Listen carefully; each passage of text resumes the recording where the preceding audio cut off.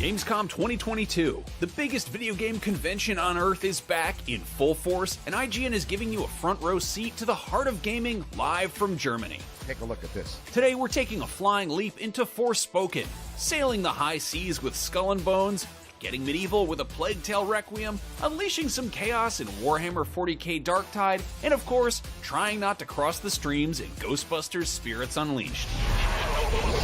But there's tons more, and we're only just warming up.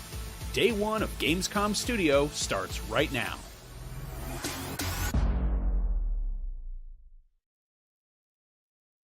Peggy 12. 愚かな奴め。組織を裏切ることの意味は分かっているだろうな。私の正体を感じる者はこの世に存在してはならない。去ってしまった者たちから受け継いだものはさらに先に進めなくてはならない。このジョルノ・ジョバーナには夢がある。こいつ以上の覚悟があることをこいつ自身に見せつけるしかねえ。だから要するに尾行されねえで帰ってくりゃいいんだろ。尾行によ。このチンピラが俺を舐めてんのか。ルーノ、ルーエ、じゃあ死ね。覚悟はしてきてんだろ。もう一度よく考える。この世で矢を持つにふさわしいキングは誰か。お前も私の過去を暴こうとするものか。ならば消えてもらうしかない。あんたから受け継いだ運命にびくついて逃げたりもしない。これが私の能力、スパイスガール。私はどうしても知りたい、自分が何者から生まれたのかを。許してはいけないわ。私の心にもこいつは許してはいけないと感じるわ。アリーベ・デルチ。まだわかんねえのか、マンモーニ。兄貴、成長しなきゃ俺たちは栄光をつかめねえ。わかったよ、プロシュート兄。兄貴の覚悟が言葉でなく心で理解できた。どんな攻撃だろうと超低音は触れればストップできる。逃がさねえ。アホリってどういうことだ。舐めやがってきた。さあこれが本物の超低音だ。ボケがこのふぬけ野郎が舐めてんのか。そう、私だって戦えるのよ。生き残るのはこの世の真実だけだ。決して逃がしはしない。帝王は俺だ。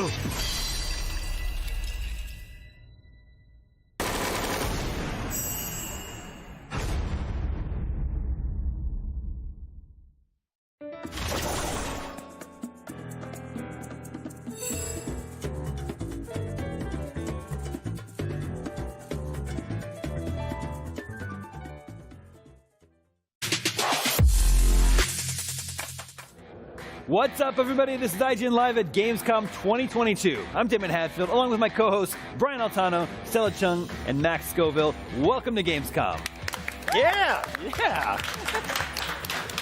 It's good to be back. For the next 5 days, IGN will be live from Germany, spotlighting the coolest gaming announcements, the best cosplay, and even handing out some awards to the best games at the show. See, isn't Gamescom awesome? We just got a fresh look at JoJo's Bizarre Adventure All-Star Battle R, but we're just getting started because Gamescom is the literal biggest video game convention in the world, and it's packed with tons of awesome video game news and reveals, and we're very excited to bring them all to you.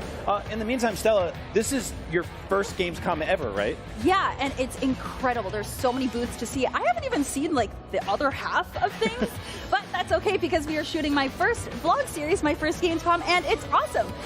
I got lost yesterday wandering around the show floor, but I am prepared today, and I can't wait to see more because the energy here is just absolutely incredible. That is so cool, and folks at home, if you'd like to see some cool stuff, well, let's take a look at our schedule, because just today, in just a bit, we'll be checking out brand new gameplay of the Callisto Protocol, A Plague Tale Requiem, and Skull and Bones. And today, we've even got exclusive new looks at gameplay for some very, very big games, starting with Ghostbusters Spirits Unleashed, the brand new multiplayer game from Ilphonic, where 4 players team up to catch ghosts in first person, or you can play as the ghosts themselves and terrorize the Ghostbusters in third person.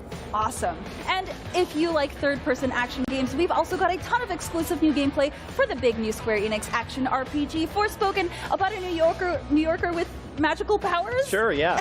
Video That's games. the new Forspoken and Ghostbusters gameplay that you won't find anywhere else but here, so don't miss it.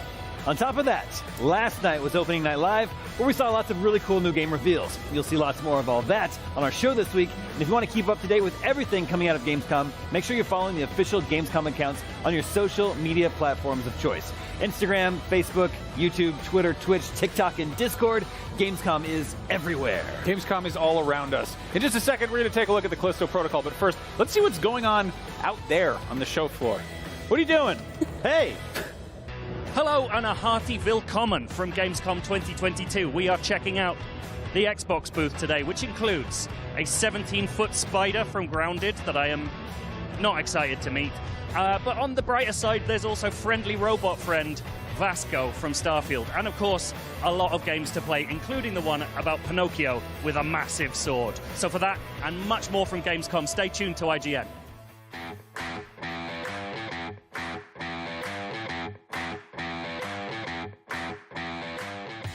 The Callisto Protocol is a terrifying new third-person horror game filled with derelict spaceships and horrible monsters, and frankly, I can't wait to play it.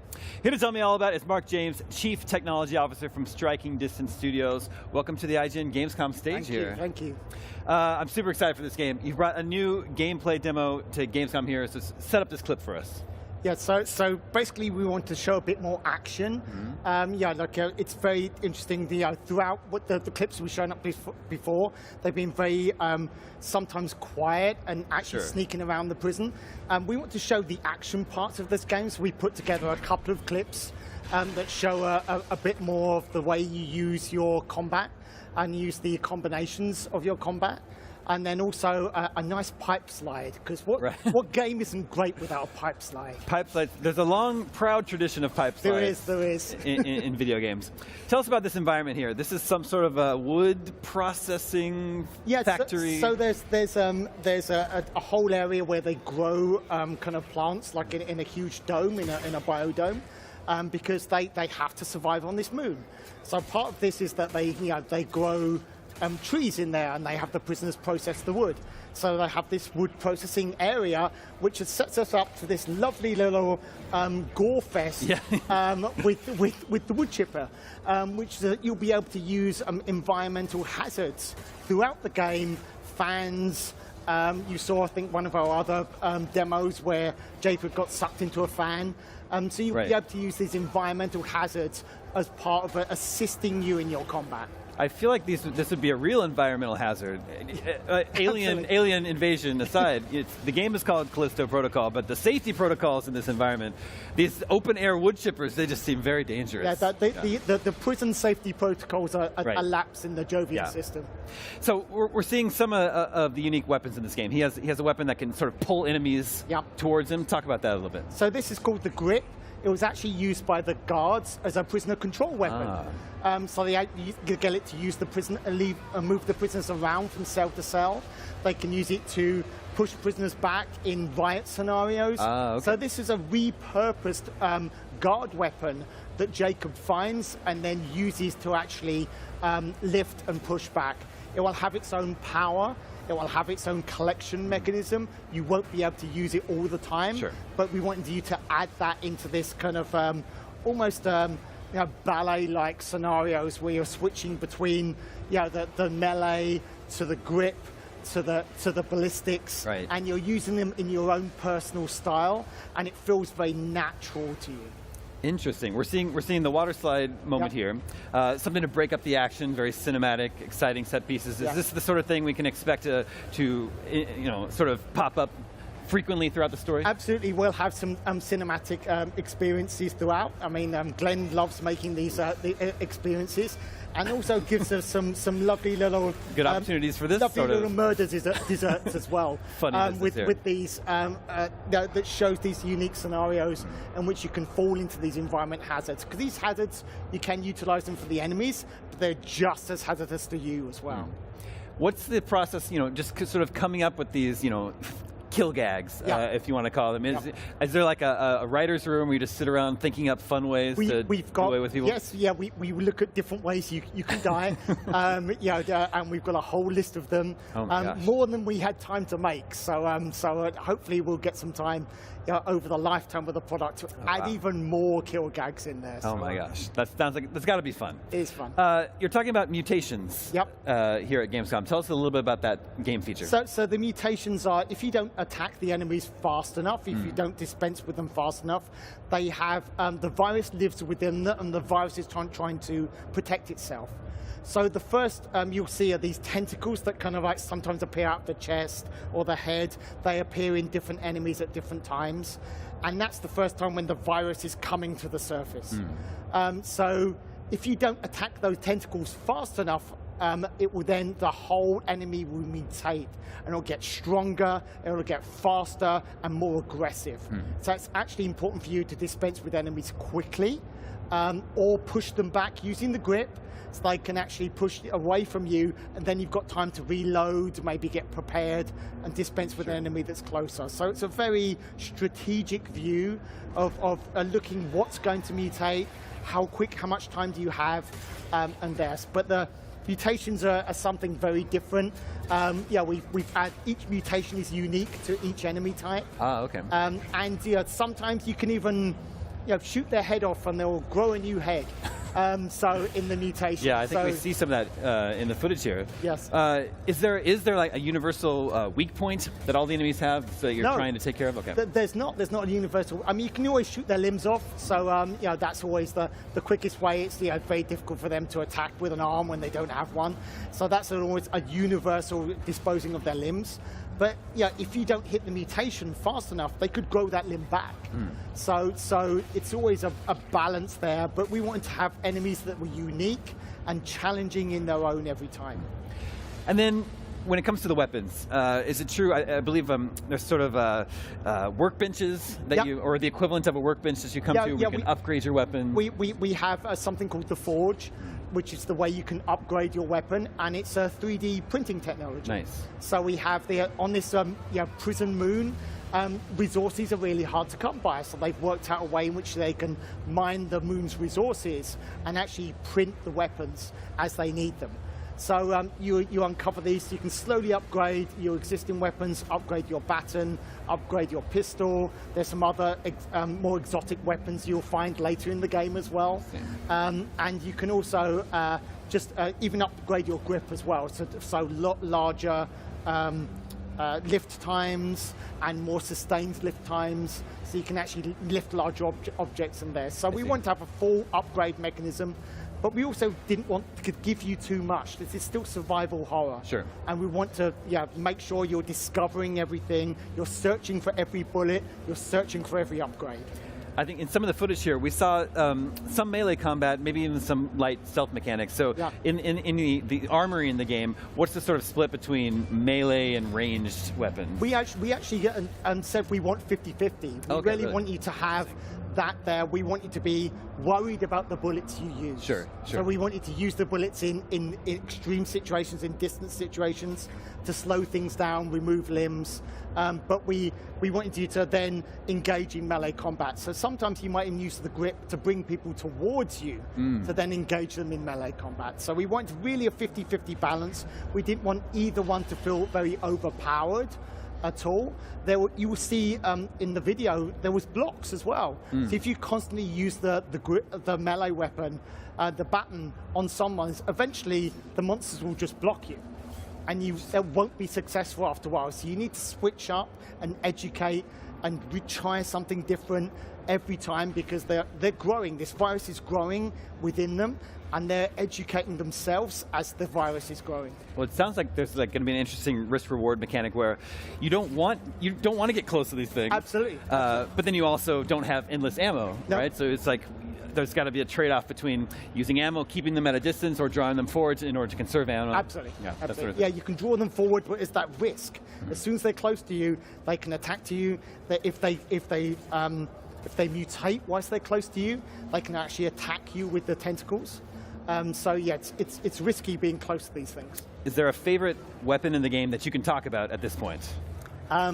I love using the stun button.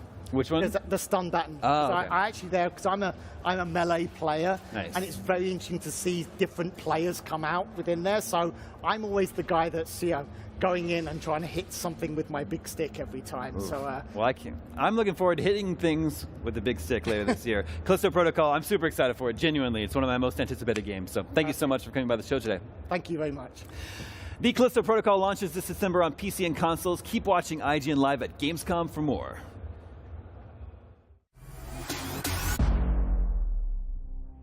If we had no rat, we had no game, so we started with the rat, and when we were pretty sure that it was possible with 1,000, something like that, we said, okay, we are something, we can work on everything else, so we've started with the rats even before the characters.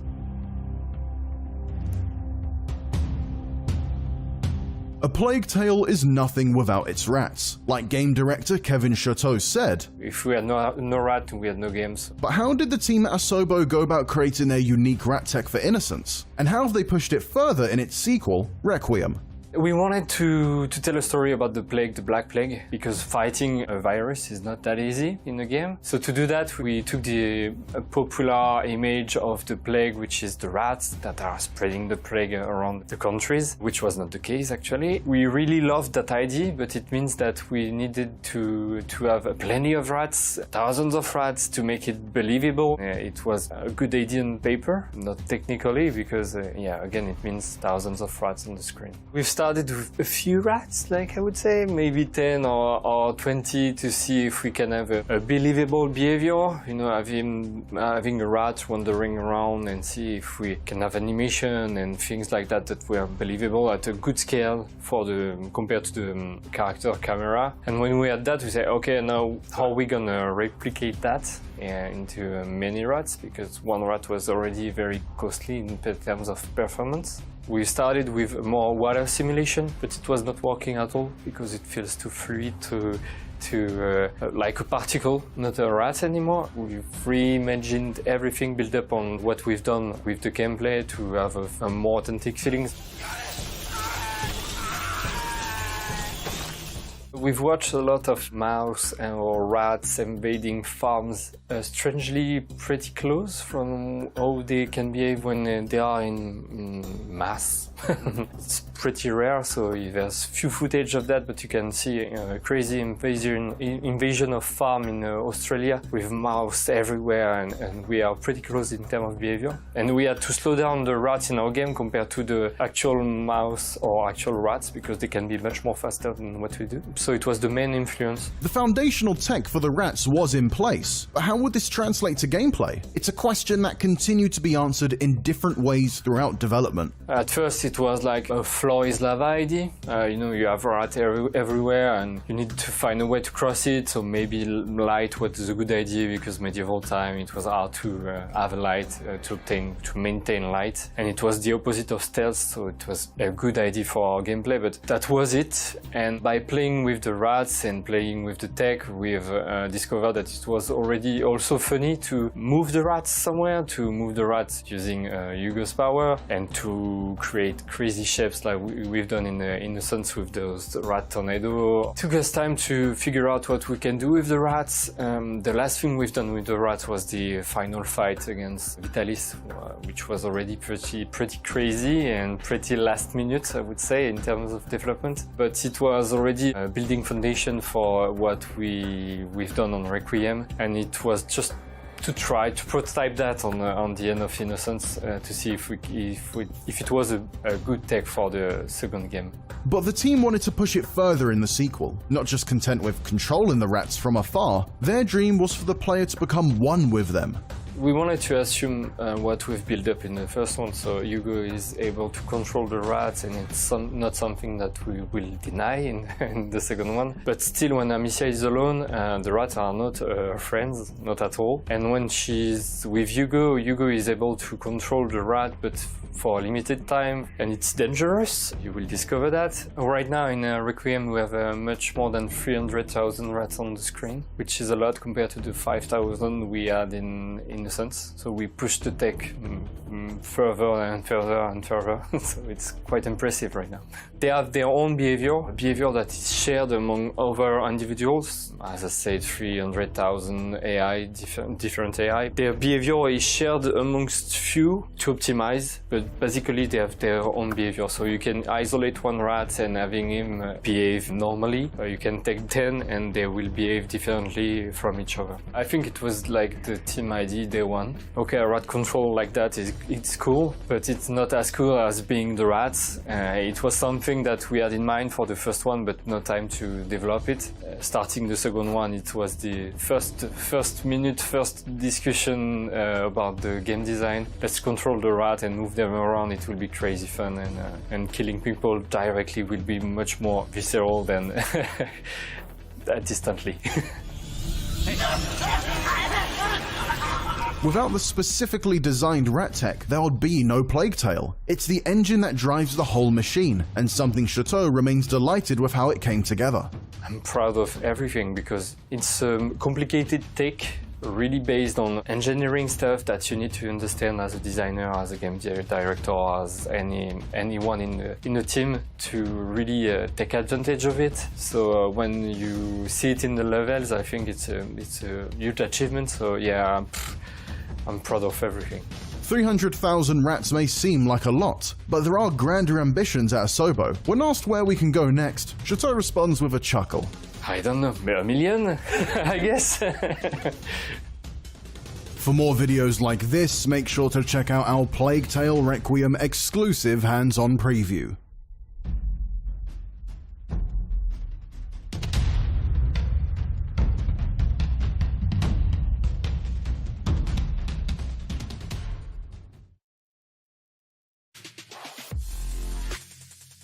You just saw gameplay for A Plague Tale Requiem and the Callisto Protocol, two upcoming third-person action games where horrible creatures of various sizes try to kill you. And in just a bit, we're taking a look at two games that couldn't possibly be more different. Pentiment, a 16th century murder mystery adventure, and High on Life, a first-person shooter where the guns talk to you. You know, from Rick and Morty co-creator Justin Roiland. But first, a very quick break. IGN Live at Gamescom will return with tons of gameplay right after this. We promise. Gamescom 2022 is presented by Samsung SSD, essential for gaming.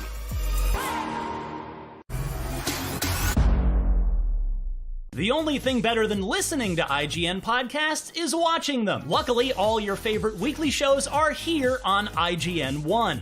Whether you're chasing the latest Xbox releases with Unlocked, looking for your PlayStation fix with Beyond, tracking everything coming to Switch with Nintendo Voice Chat, or catching up on this week's gaming news with GameScoop, we've got you covered. Check it out. Tune in every weekday at 5 p.m. for the best gaming coverage right here on IGN One. If you're not following IGN on social media, what are you waiting for? We're constantly updating our feeds to bring you the latest news, gameplay, custom original content, memes, the best user-generated videos and art, and a whole lot more. Be part of the conversation throughout the year. Follow IGN on Instagram, Twitter, Facebook, TikTok, and Snapchat. Everybody loves watching a speedrun of their favorite game, but what if you got a chance to peek into the mind of the developers behind those games as they watch their hard work get completely destroyed right in front of them? What is happening right now? That's exactly what happens on every episode of Devs React to Speedruns. We invite you to ride along with the developers as they watch, react, and enjoy some of the craziest gameplay by the most skilled speedrunners on the planet. Tune in every Saturday for a brand new episode.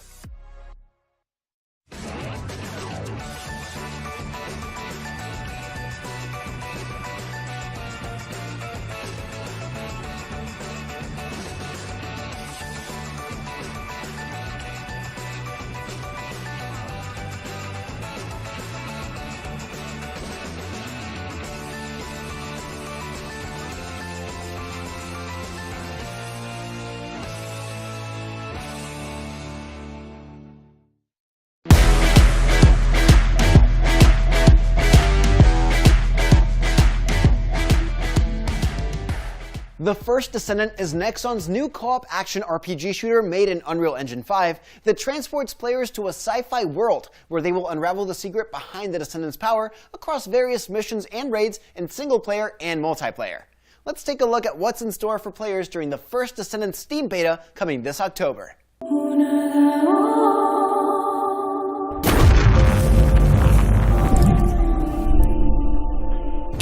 We always ask questions.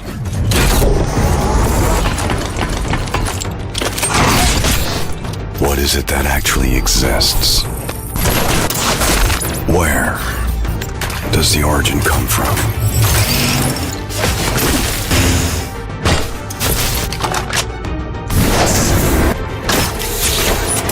Where are we headed to in the end?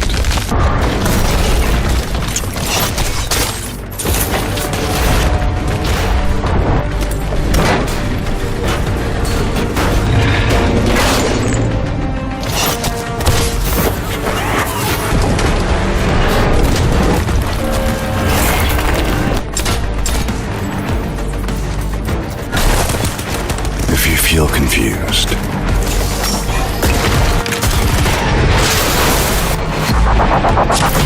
just reload your gun.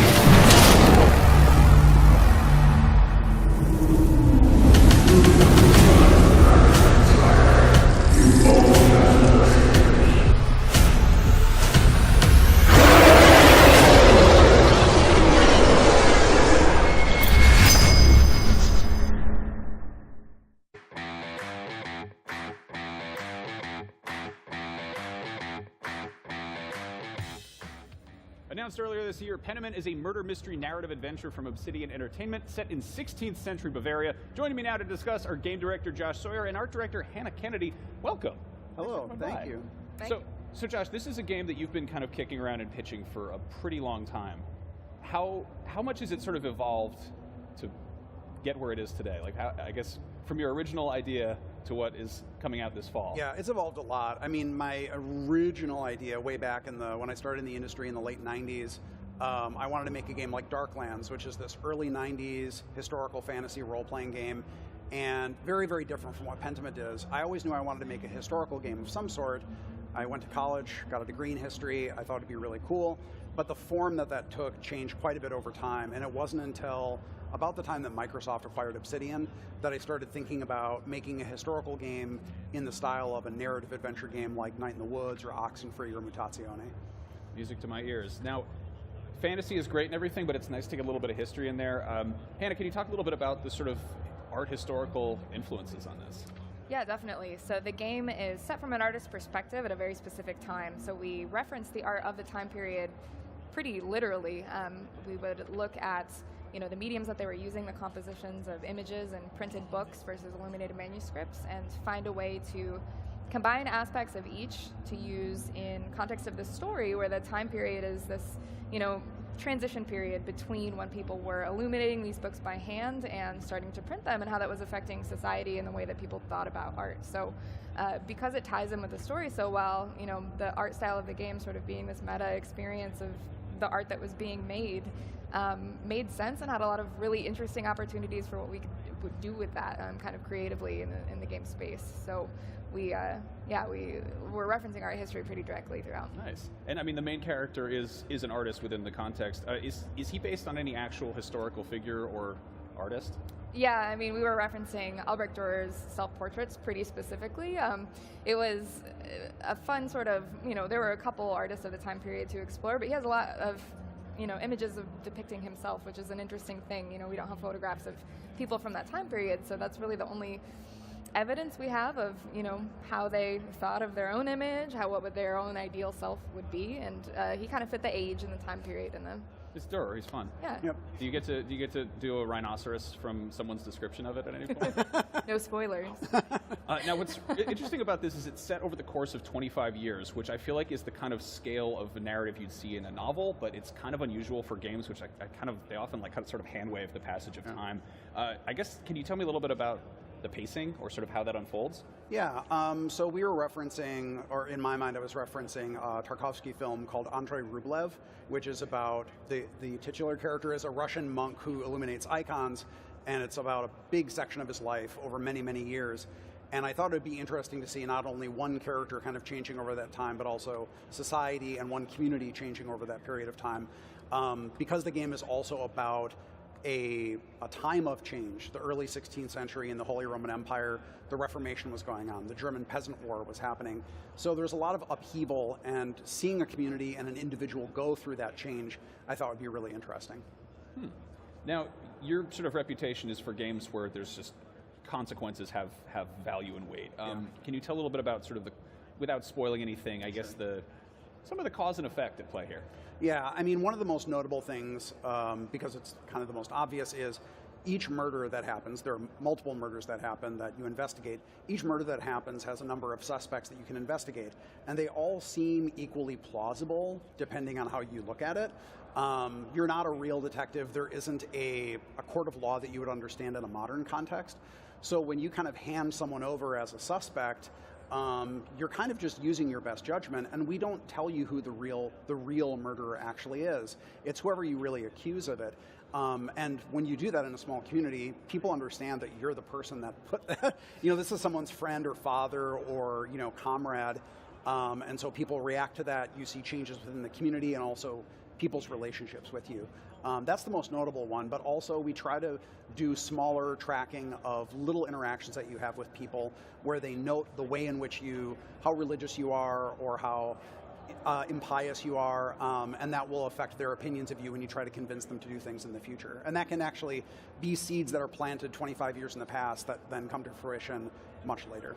Is it possible to just totally screw something up? I guess what is losing at this game look like? Is that a thing? Not really. It's mostly about making the best of a bad situation and seeing what the consequences are. It's not really about, you're never going to see a game over screen. It's not really trying to speed run it, No, you're making choices within the story and seeing the consequences of it.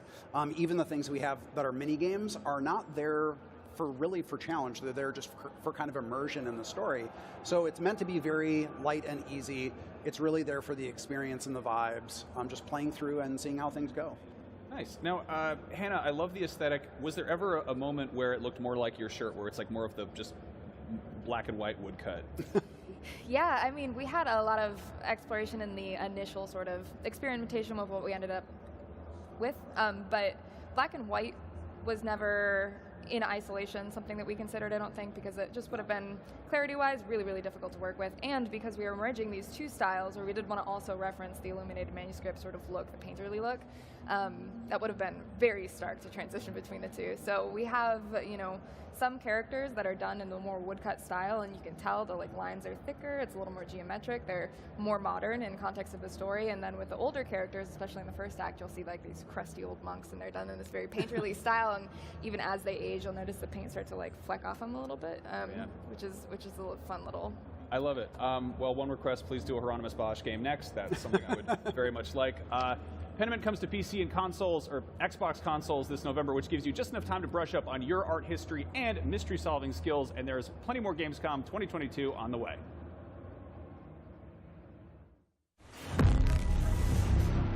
So I'm here at the Hyenas booth, and there is a photo booth over there as well. I think I jumped too fast. No! And I also see some guns, so I'm really hoping I get my hands on that because it looks super cool. Yeah, and it looks like it's some sort of tilted room thing. Oh yeah, exactly. So I'm gonna try to do some cool poses, but I can't hold them very well, so we'll see how it goes. But listen, I just want one of those guns, so let's go. So I have a gun, and I'm gonna try to jump and take some cool photos, but I don't know what poses I'm gonna do, so I guess hope for the best. Oh! I think it's cut off.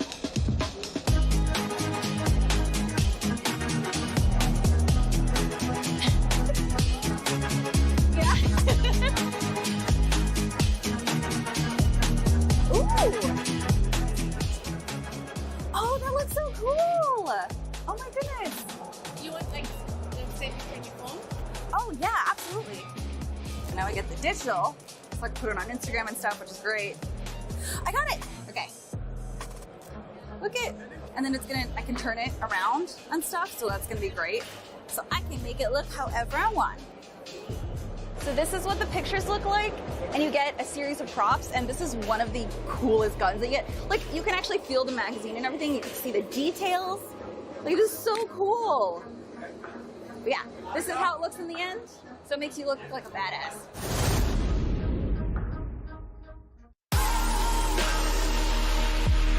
Gamescom 2022 is presented by Saints Row. Be your own boss and take control of Santo Alesso. I'm Akeem Lawanson, and this is What to Watch on IGN1. It's a weekly show where we check out the latest and greatest in trailers, reviews, and everything else in the world of entertainment. Tune in to new episodes every Friday at 9 p.m. on IGN1. IGN is your go-to for the latest and best in games, movies, and television. And with over 50 million IGN subscribers, you're in good company. Oh, we're shooting turkeys. Thanks to your help, we've raised over $100,000 for charity. Brought you and creators the world over together for events like Gamescom and DC Fandom. Brenton Thwaites here. I play Dick Grayson. And made your voices heard. You voted almost 30 million times in our best video game of all time and Super Movie Madness tournaments, and posted over 40 million times on IGN's message boards. The chat must flow. Catch our unending stream of up-to-date news and so much more over at IGN.com or subscribe to IGN on YouTube. And check out IGN Games and IGN Movies and TV for deep dives into your preferred pop culture. Plus, IGN guides to get help on veritably any game from our team of experts. No matter where you are, IGN.com, YouTube, Twitter, Facebook, or Instagram, IGN has you covered. Hey you! Yes, you! Do you have FOMO? Fear of missing Gamescom? Relax. Gamescom is everywhere you want.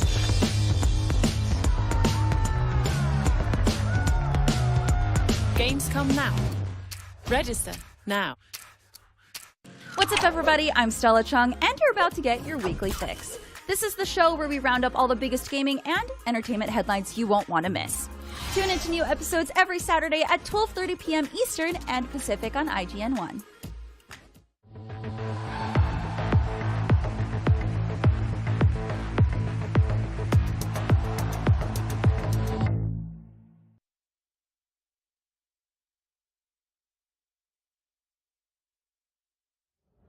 Welcome back to IGN Live at Gamescom. Earlier this week, Jeff Keighley's Opening Night Live officially kicked off Gamescom with some big new game reveals. One of the most interesting games was Where Winds Meet, a bold new third-person action game with some awesome twists on the genre.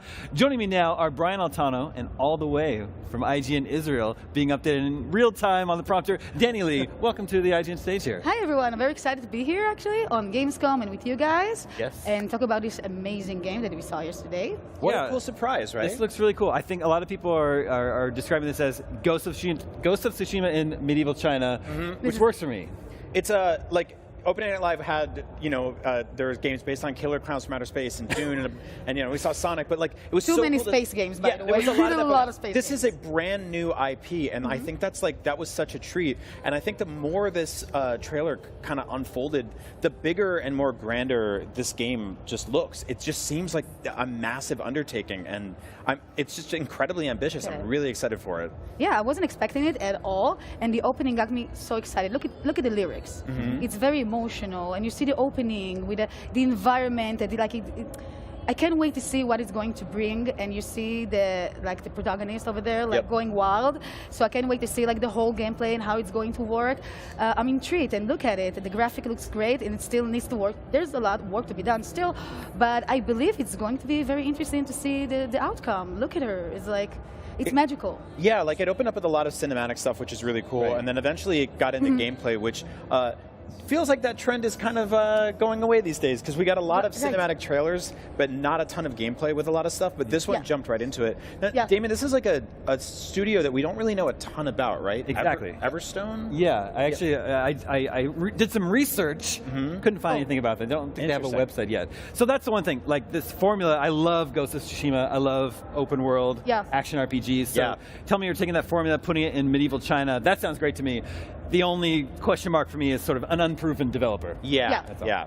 I really like what's going on with sort of the interactivity. You'll start to see a little bit more gameplay open up here, where there's some like really interesting sort of magical mechanics, which you didn't really get into in stuff like Ghost of Tsushima. I think there's going to be a little bit more fantasy in this than there was in Ghost. It felt, though, there's a few moments that I saw that they have like kind of a tensions that moves like in Ghost of Tsushima, and the move of the camera is the same, like very cinematic, old school vibe, and I love to see the environment like more changing. Like I like to see it. It reminds me of Gambit from X-Men, where he can kind of like weaponize things magically in his environment. And so we have this character just kind of like looked over, saw like a sword on the table, and was like, "I'll take that," you know. I have a huge crush on Gambit, so if you're saying it, Really? I'm taking it all over. Oh my god! Get in line. Yeah, this stuff is awesome. This reminds me of some of the verticality we saw in Sekiro, just like jumping up on a roof, running around, but like freezing enemies in place. Like you'll see this in a second. All these people jump up, and this character just goes like, bing, and boom, like they're just stuck. And I don't know how you're going to stay that way. How long do you have to stay? And then like, you jump right onto the cart, which is just awesome. Like, so there'll be some vehicular stuff, horseback riding, of course. Can't have an open world game like that without this. But yeah, what was happening there? What was there? And okay, so I have some questions. Fish. So this specifically, the character is a nuisance to.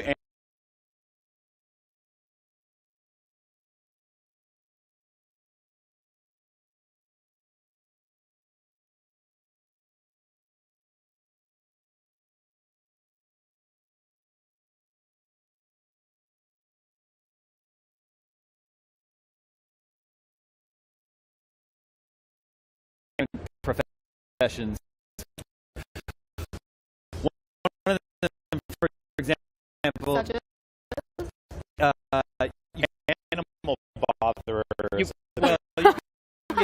You can get poisoned by an animal out in the wild, but if you happen to be a doctor, then you have the skills you need to heal yourself. Oh, so it gives you some skills to use. Yeah. Oh, that's great. So they're the characters not only running on water, but so also here's the like more like fantastical element. Yeah. Oh, I love that moment. Like when they're blowing up the barrels. This is insane. This seems like, again, crazy ambitious for like a developer that we've never heard a lot about before. But like this feels AAA to me, right? Like this is a big, huge game with a ton of interactivity, a ton of play choice and decisions, and I like how they're weaving in the cinematics and stuff like that too. Like it's just a very beautiful game. But Brian, this is going to be some information that might be a tough pill to swallow for some. It's going to be plenty welcome news for others, but for you and I, this is currently only announced for PC. What? I know. Just for now. For now. Hey, Everstone, do me a solid. Drag and drop this game onto consoles. I know it's super easy to do that. Just, Control C, right? Control V on the Save PS5. I do that PS5. my games when I kick my enemies. That's what I did when chilling on the couch. Because I have a Steam Deck, I can already hear that thing bursting into flames trying to run this game. So, like, this feels... But this game deserves to play on huge TV. Kind of OLED TV, with everything. It feels like properly next gen, right? Definitely I think we're finally at that point where we're letting go of the previous systems and we can get some big games like this. So indeed. Let it go. Let it go. Let it go. Oh, that's a good idea for a song. We should do that. The game is called Where Wins Me. It's just one of the new and exciting games that's been announced here at Gamescom this week. Opening Night Live was packed with big gaming news. So is IGN's Gamescom coverage, which we're going to keep going right here. In fact, here comes some right now. Whoa! We're on our way to the AEW booth. Camera guy! I'm so excited! Oh my god, there isn't a lot of people yet. So I'm hoping that I can see all the cool stuff before everyone gets in line. Yeah, this is gonna be so cool. The Xbox booth is right there. Ah! It's happening! It's so cool!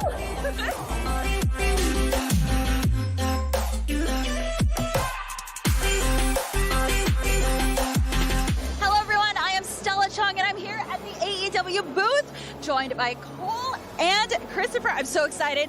Now, are you going to teach me any beginner moves now that we're in the ring? Right away. That's what you want to know. the beginner moves. We do have moves. That's what you want? I want to do some crazy shit. Let's go. You know how to do a test of strength? I don't. What is that? Standard wrestling maneuver. Here, let Colt show you how it goes. Hands are up, and you lock. And then it's a test. Oh! Yep. You want me to test out my gamer wrists? Test out your Okay. Yeah, if they're good. Let's see. You got to push down. All right, push. There you go. Oh, yeah. Sheath. You know what? He was really gentle, but I could tell that he was holding back a lot. And if he pushed a little bit more, it definitely would have hurt. What if I? Okay. Oh, I can't. Okay, good. And then you have. Oh my God, that was amazing. It felt really cool up there. I wish I could have jumped around a little bit more, but honestly, I think I get it. It's fine. I got it to be in an arm lock. I think that's the best thing ever. By Christopher? Hell yeah. Literally just take this wrist and pop it up here, and just right behind the back, and then just start twisting this way, and then ask her where her wallet is. Got any cash I can borrow? Some help? No. Yeah, there you go. You feel the pressure on your shoulder? That's so cool. I wouldn't twist too hard because I'm a gentleman. My mom would be very upset if she found out I was hammer locking a young lady at the building. Okay, can you guys show me a move? Like, can you do something? I mean, obviously you were being nice to me, but like, can you not be so nice to him? We can do a lockup, a good little Jack Briscoe lockup for all the fans. Okay. This is how all matches would start.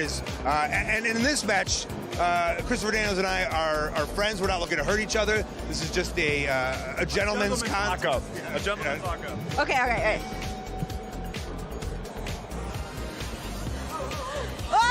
I thought we were friends. Oh, that's amazing. That got tight. Oh my that God. got tight.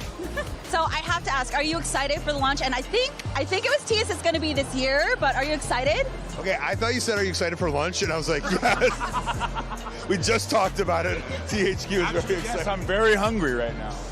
Yeah, I'm super excited for launch. The game looks amazing, just the demo that's been put out, and we've gotten to see a couple extra sneak previews. The gameplay, the idea that Ukes is on board, and THQ Nordic, it looks so fun. And also, it's like AEW started about this like cult underground wrestling scene. The wrestlers on the indies, the guys and girls and people who just weren't getting like all the love, and then to just see all of us on this giant platform with some money behind it and some marketing behind it, and also like I feel with Kenny Omega leading the front, like he's making sure that this will be amazing, and it's so important to him, where I don't know in any other wrestling game ever that like a top wrestler was like, this is a priority. So that alone makes this super exciting, and I think everyone's anticipating it. That's awesome. Absolutely. Kenny had a lot to do with the vision of the video game, and I feel like the games that he wanted to play, or the games that he played coming up, that sort of influenced the way that this video game is going to look. And I feel like this is going to be very different from all the other wrestling video games out there. And the fact that it's the very first AEW video game, but the beginning of a very successful franchise, I hope. I look forward to not just this game, but how this game progresses and grows over the years. Yeah, absolutely. I mean, some people prefer watching AEW over any other wrestling shows, so that's got to feel a little bit good. All of the people. There's a good amount of people that feel that way. Thank you all for talking with me and showing me some moves. That was really cool. I'm definitely going to beat some people into submission with that one. I have a question for you. Yes. We heard a rumor you were in the cosplay competition. I am. Will you be dressing as me? Because I have an outfit. Do you? Oh, I have two outfits. Yeah. Can we get a bald cap for me? I think we need to do that. I think we need to do that now. If I had hair like yours, I would not cover it up. For crying out loud. No, keep your hair. Definitely some sort of gel or baby oil just to make it glisten and gleam. But other than that, I think you're good. I think some push-ups or some bands before you get up on. You know what? Yeah, my legs are exposed, so I'll do some squats and just like get the quads looking great. Tricks of the trade you wouldn't have known had you not come and talked with us here, and that's what we as AEW performers can do for you. Yeah. Okay, so the tips for cosplay don't really help me out with my Genshin Impact character because I don't think I'm going to be able to get baby oil. But I mean, if I ever want to play, like if I ever want to cosplay a really buff character, that kind of works out. I can go hit the gym, get my baby oil on, and I'll be set. We're all about exhibitionism, so we know exactly what we're talking about. All right, great. So we're going to go get some baby oil, and thank you so much for talking with me. Thanks for having us.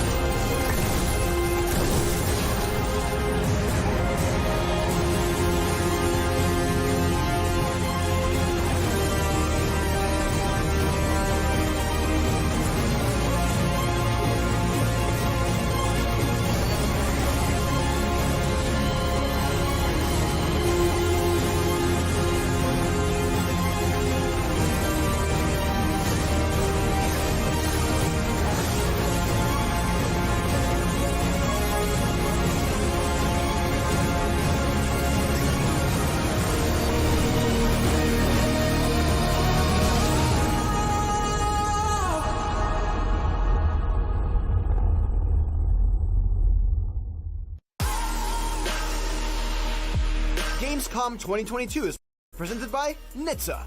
Drive sober or get pulled over.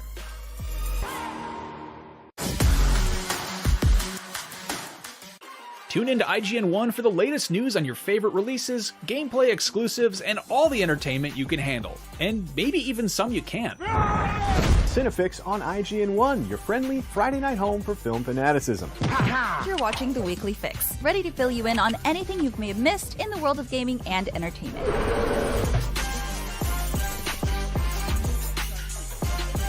Find it all in one place on IGN 1. They turned into a network. Who knew?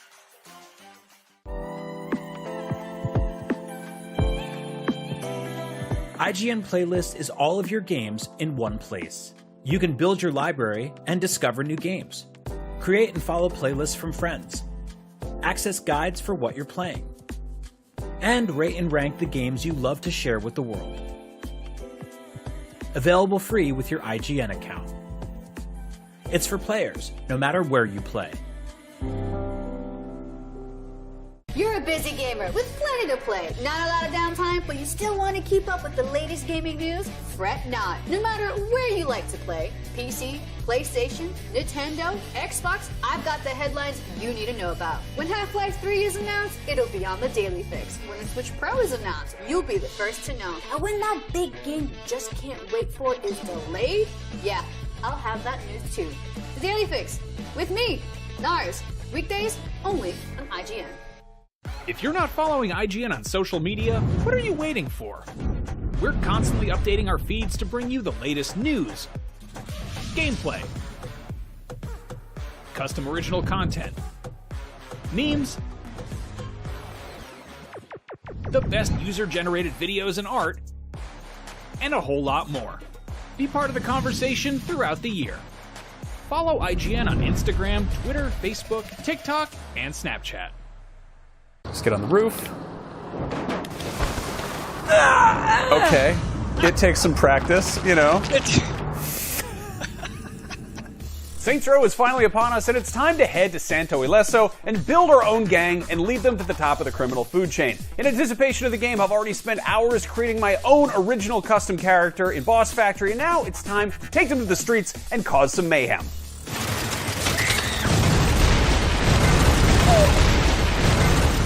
Presented by Saints Row.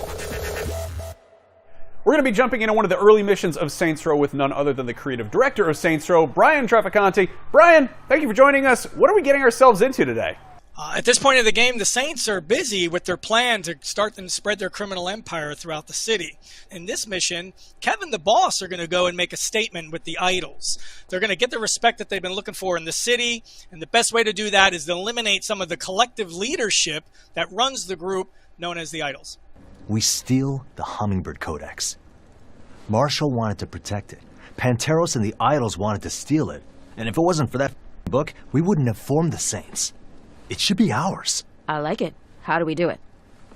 I mean, I figured we'd just go in with a bunch of guns and kill the out of everybody. But if we want to do some heist movie stuff, I can work with that. Yeah, that's cool. Guns work. Sounds good. All right, so Kevin and I are off to go steal this exotic book to get some respect for the Saints. Right, that's the Hummingbird Codex, which is a bit of a trophy in the city. The factions have been fighting over it. The Panteros were smuggling it when you captured it while you worked for Marshall. The idols stole it from you, and now you're going to steal it back from the idols. Now, I want to point out this gun isn't exactly just off the shelf. This is a fully upgraded hand cannon with a signature ability. Yeah, each weapon has a challenge. When you complete that challenge, if you go back to the friendly fire or weapon cache, you can upgrade to use that signature ability. Maybe it's extra damage, it could be bleed effects, damage over time, really fun additions and alterations to weapon behaviors. Oh, crap! Oh, right on. We took a different approach to wingsuiting, and we wanted it to not overtake driving. We wanted these two mechanics to work well together and not have one be stronger than another, right? Because if you could just wingsuit, then why would you drive? So this will get you up in the air and give you a bird's eye view. It's great for exploration. It's great to get away from notoriety. Super useful tool. What did I shoot? Was that like a spray paint? Okay. We call them chaos props. They're scattered throughout the game, and you'll have a quick trigger, a Y, if you're playing on Xbox controller, and it will take a single shot, auto-target, and create some piece of chaos in the scene. Usually it's a dynamic object that'll bounce around or something that'll explode. It's a nice way to get some advantages in combat. Fireworks, why not? Yeah. Now, in addition to the idols, what are some of the other factions we'll be dealing with? Right. So we've got a faction known as Los Panteros, and they're like the strength faction of the game. Brutes and brawlers, people that are from Cento originally, and they put all of their energy into just being as strong as they possibly can be.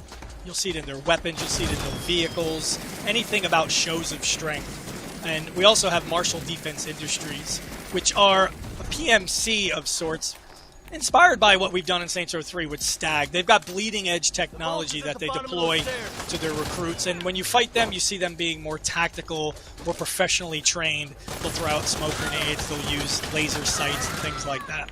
So every faction has a pair of specialist combatants. This is the Raver. She'll use her poise sticks to deflect incoming bullets. So you got to time your attacks or get behind her. I had a feeling there'd be some nautical misadventures involved with this. Yeah, throughout the missions, we like to utilize as many different mechanics and opportunities for the players to experience the whole breadth of adventures and journey for the Saints, for the players. Now, do you have any tips for people who are checking out this Saints Row as their very first Saints Row? Be ready to have lots of fun and dig in. So the idols like to commandeer and take over parts of the city. This is one of their mini HQs, a yacht. They have also got a mansion that they hold a lot of their key activities at that the player visits earlier on. All right, so we're going to blow up a yacht. Yeah, time for a little payback. It's hot. Run! Oh, that's the collective. They've got some tricks up their sleeves, too. Advance for the collective! Now, are we talking at all about sort of how this exists within the larger Saints Row universe? Are there going to be any sort of, you know, aside from Jim Robs being a spoonerism of maybe a popular establishment, any other kind of callbacks or Easter eggs we could be on the lookout for? Absolutely Easter eggs. We are proud of our past and we love it. And if there's an opportunity to bring players along a journey like that and laugh with some references, we love to do that. So yeah, you got to look carefully. You'll see some very familiar stories. Now tell me about co-op. Yeah, the whole game is playable with untethered two-player co-op in missions, activities, diversions, anything. Much like we've done in the past, we have to do a sync. We bring players together in any modal content, and we put them into that mode, and then when we exit back in the open world, they're completely untethered. One of the great things we've added to the co-op is an exclusive co-op feature called pranking. Each player gets a unique challenge, and when they complete that challenge, they can prank the other player. Pranks look like swarm of flies, swarm of bees around the player for 5 minutes. But some of the best things you could do is actually change the player model into a toilet, a garbage can, a mailbox. And those things will actually animate and talk in cinematics. And when you're one of these objects, you can shoot, you can drive, you can do anything that you would do normally. It's so much fun. Turn your friends into toilets. I'm in support of this. Now, you've got, of course, a bunch of side activities that are coming back. There's insurance fraud, and there's mayhem, there's familiar stuff like that. Can you tell me about some of the new additions? Yeah, so we've taken the traditional activity and we broke them into these 14-player ventures that you can build. And those range from different types of scavenger hunt, types of gameplay, melee-focused combat in our dojo, where you'll build a karate dojo and you'll have to take on the rival karate schools. Also in Chalupa Cabra, it's a mix of ranged combat and vehicle combat, where you're taking over a drug network via food trucks. So we've taken a lot of the mechanics in the game and we distributed them across all these fun ventures. Every time you build a venture, you get new gameplay in the city, and as I said before, there's 14 of these. And you get to choose which ones that you want to place and when and where they go in the city. Cool, and it's all in the name of kind of just growing the Saints empire. Exactly. Collective HQ? Yeah, I'm sure that was it. Talk about a goddamn statement. Hells yeah, buddy. Hells yeah. All right. Brian, thank you so much for joining me, and thank you to everyone at home who watched this video. For everything Saints Row, you are already in the right place, IGN. Now, time for more crime.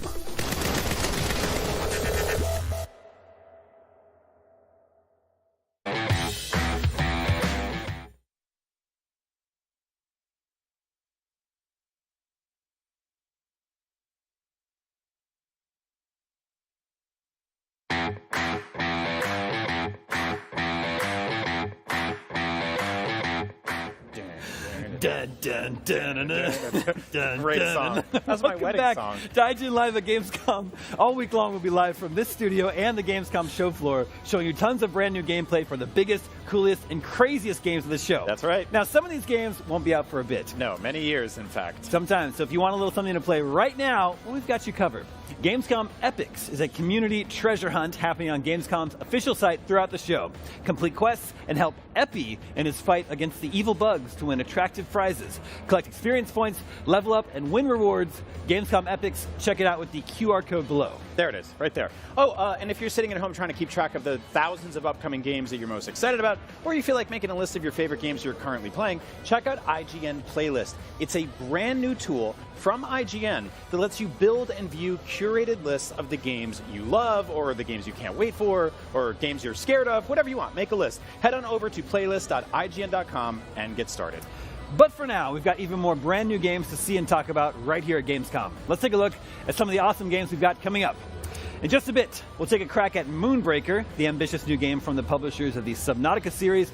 And after that, we're getting another look at Skull and Bones, the massive ship battling game from Ubisoft. But right now, it's time to get into the trenches with Isonzo, the follow-up to the hit World War I shooter, Verdun. So, take a look.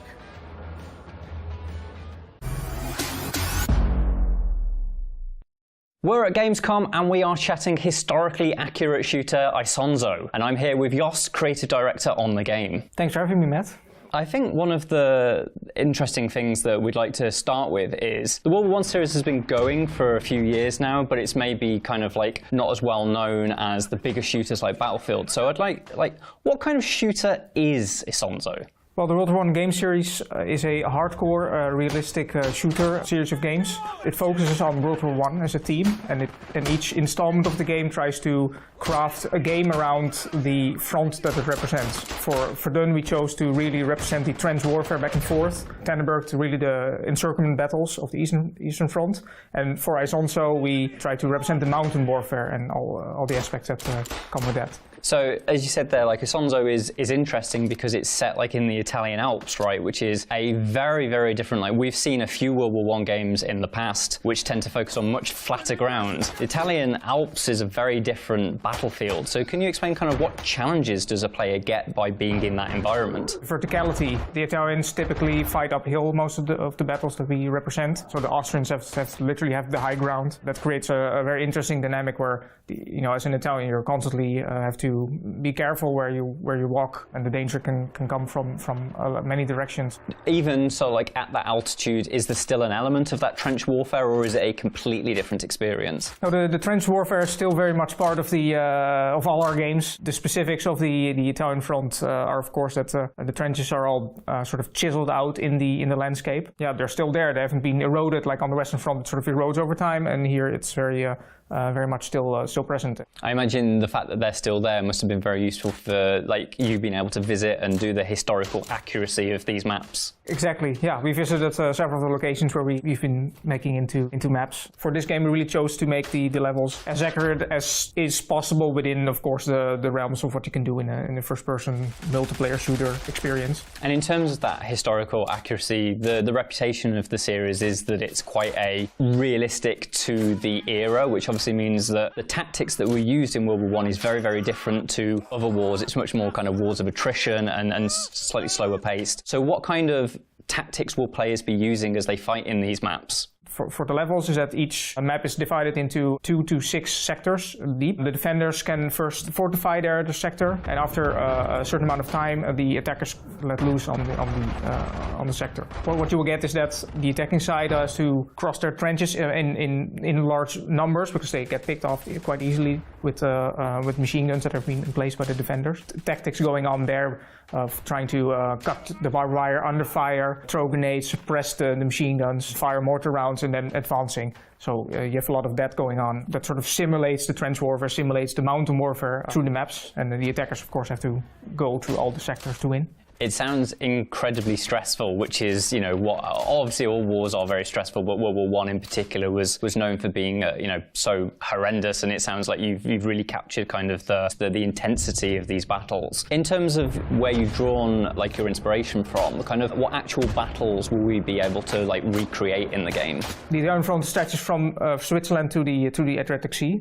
And most of the battles took place near the coast, on an area known as the Carso. It's a very arid and desolate, rocky landscape. And we really try to put a lot of emphasis on the battles that took place there. The other thing about World War I we know is that obviously kind of like large amounts of troops that are involved in this. You've mentioned obviously that these are battles that had maybe less troops than we'd expect maybe on a Western Front offensive. But how does that translate into player counts? How many players are going to be per match? Yeah, so it's always a challenge of representing these battles with hundreds of thousands of troops in a multiplayer environment in an accurate way. Our maps are relatively condensed, but very intense. For Isonzo, we felt that 48 players is actually already enough simulate the intensity of combat. One of the other things that's really important, obviously, in a shooter is how good your gunplay is. Can players that are kind of like familiar with games expect like an improved combat experience this time around? Yeah, absolutely. Absolutely. We created a new system for inverse kinematics to really make the guns a lot smoother in terms of, if you're running around and from sprinting into sight,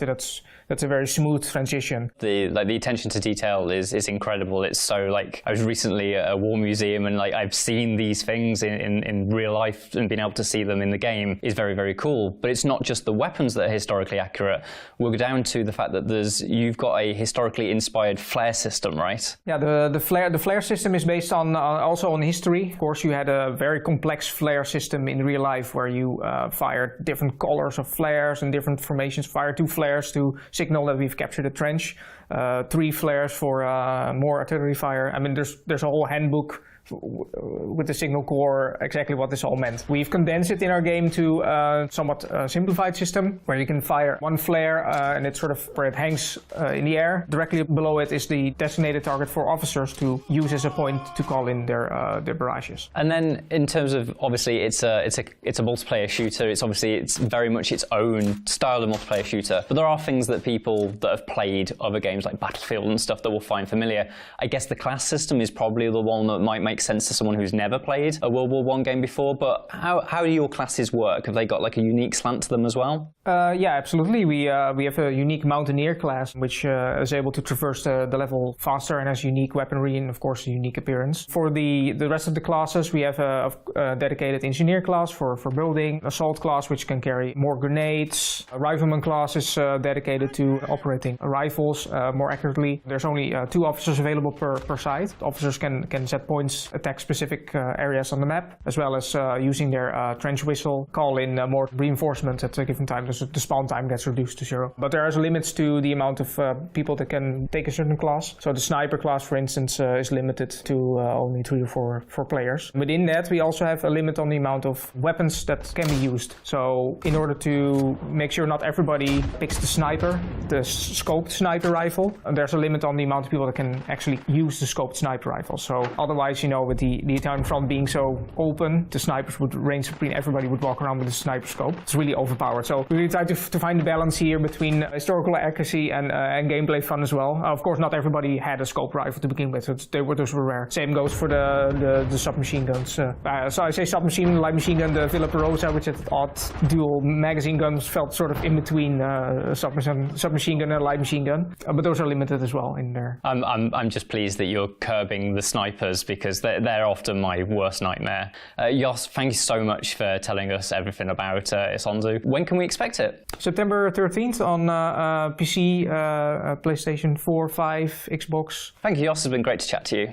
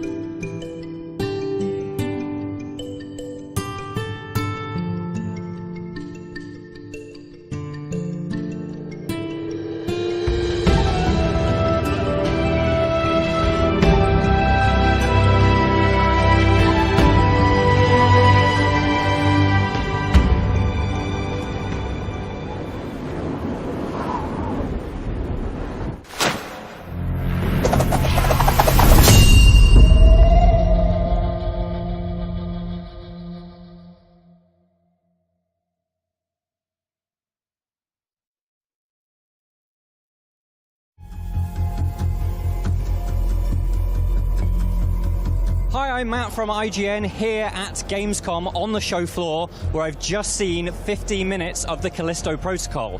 Now, this was a little bit of what everybody saw at ONL, but with a bit more, very much focused on those mutations that we saw in that short clip at ONL.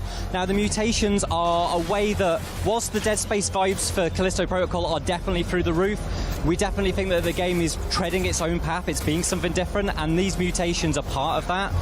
In the demo that I saw, as you came in, there was graffiti on the wall saying shoot the tentacles, and that's something you're definitely going to want to do. Because when enemies have tentacles hanging out of them, that's a symbol that they're going to mutate. Now, mutations kind of like, they don't massively change the difficulty of the game, but they definitely make that enemy a little bit different. So an enemy that doesn't have a head or doesn't have an arm can grow a new arm, a new head, and become slightly more challenging than they were before. So it's very much you want to shoot those tentacles before all the mutation goes on. However, if you don't get there, Glenn Schofield, the director on the game, was telling me how you've still got plenty of options on what to do with that. You can use the grip, which is the anti-gravity weapon, to pick them up and throw them into kind of meat grinders and fans. There's lots of environmental stuff going on that's going to help get through those mutations. It's going to make that just a little bit easier for you.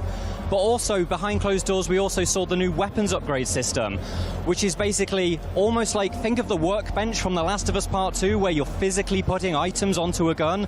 It's that, but in like a sci-fi environment. It's a 3D printer.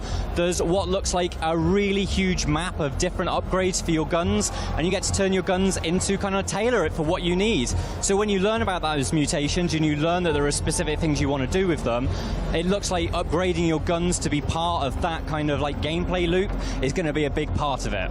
Also, in terms of that kind of making it a bit more different from Dead Space, what we're definitely seeing is more of kind of like that physicality, whereas Isaac in Dead Space was very much about using his engineering tools to dismember and destroy people from afar. There's much more kind of physicality in that you get a big stun baton. It's very much kind of got that prison punk almost style, and you're using the baton to smash into your enemies, taking their arms off.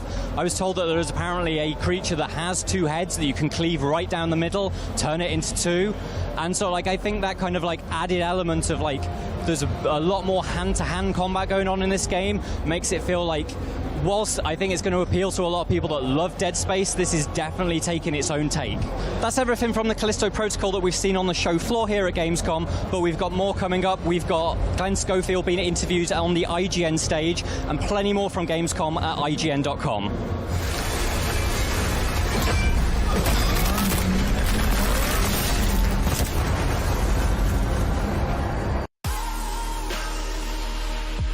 Gamescom 2022 is presented by Nitsa.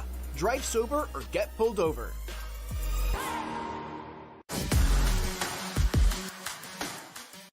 Hey, you!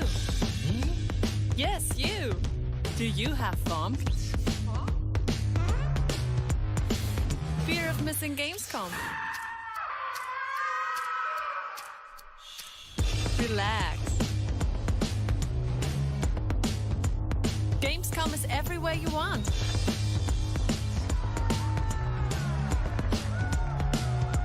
Gamescom now. Register now.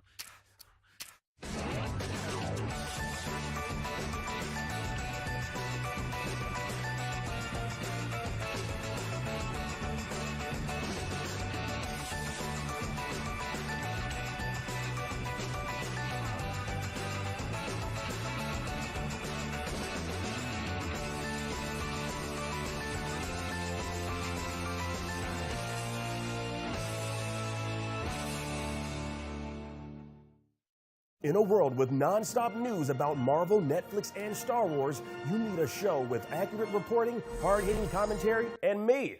I'm Akeem Lewanson, the host of The Fix Entertainment. Whether it's the latest superhero scoop, film fiasco, or anime announcement, I'll be right here covering all the latest in major studio headlines and pop culture news.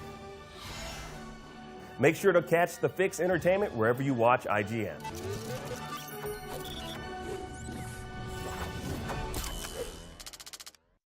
Tune in to IGN 1 for the latest news on your favorite releases, gameplay exclusives, and all the entertainment you can handle. And maybe even some you can't. Cinefix on IGN 1, your friendly Friday night home for film fanaticism.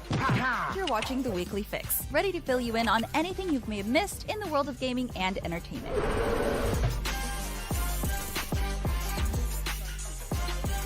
Find it all in one place on IGN 1. They turned into a network. Who knew?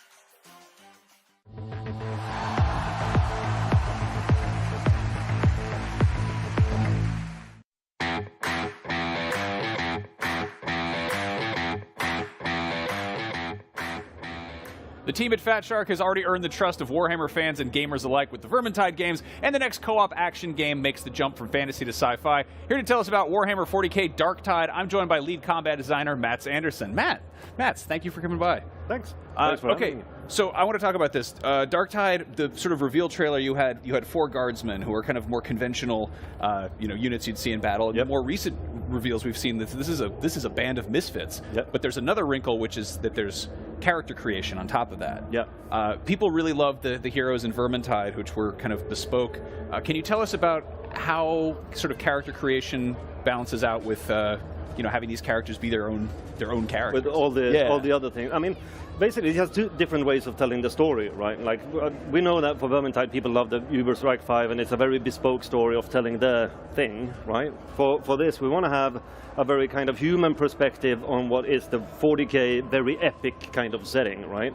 So for you to be able to come in, create the lowliest of the low, prisoner on a prison ship being forcefully recruited and used as a meat shield effectively by the Inquisition, and the journey from that place into a fully fledged accepted agent acolyte of the inquisitorial kind of strike team is what Darktide at a personal level is about. Now, there are other threads in this where we also tell the story of the world and the kind of larger narrative that goes on, but for you as a player and for your character, it's all about, like, where do you start with, like, here's a little rusty las gun, good luck, right? Work your way to up. getting to that, like, I have a fully kitted uniform and I have the fancy weapons, and now I've found my crew that I play with, and kind of go forth and prove yourself. Cool, but they will have their own kind of personalities. Yes, definitely. Yeah. So, I mean, throughout character customization, we try to infuse a bit of story and narrative.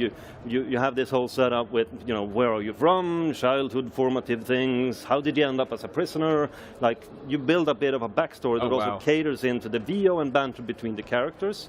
And I mean, it's basically, for people who are not into that sort of thing, it's something that you can kind of click past, but it still gives you, I mean, I tend to build a lot of characters when you sit and work because you need to set them up and try them out, but you always kind of stop yourself going like, oh, this guy is from an industrial thing, and he had, that's sad, cool. That sort of thing. But now, we've got some exclusive brand new gameplay here. There's a lot going on here. This is, we saw a very big creature, which some sort of Nurgle henchman. Is that a full-blown great unclean one? It was earlier. Yeah. No, it's the plague ogrins. We have a lot of ogrins in this game, and I mean, a plague ogrin is basically a bioweapon of the arch enemy. They take an ogrin that is already a huge guy, that is really resilient and really tough, and infuse him with every virulent bacterial pox, and then just throws him into a place where you want people to get really sick and infected, or as they call it, blessed with the blessings of Nurgle, right? Now, Warhammer 40k is very, very deep lore, and the game has attracted millions of players, and it's a very different perspective. It's a very action-packed first-person shooter, which is a long walk from arranging armies on a table. I think this has attracted the attention of a lot of gamers who maybe wouldn't normally gravitate towards 40k. For complete 40k noobs, what do they need to know before jumping in here? I mean, not a lot. I mean, it's one of the things that we try to work into the game, since we want to build a solid game and a solid kind of experience. And through the kind of introduction of your character and build up of your character, we do explain a lot of things.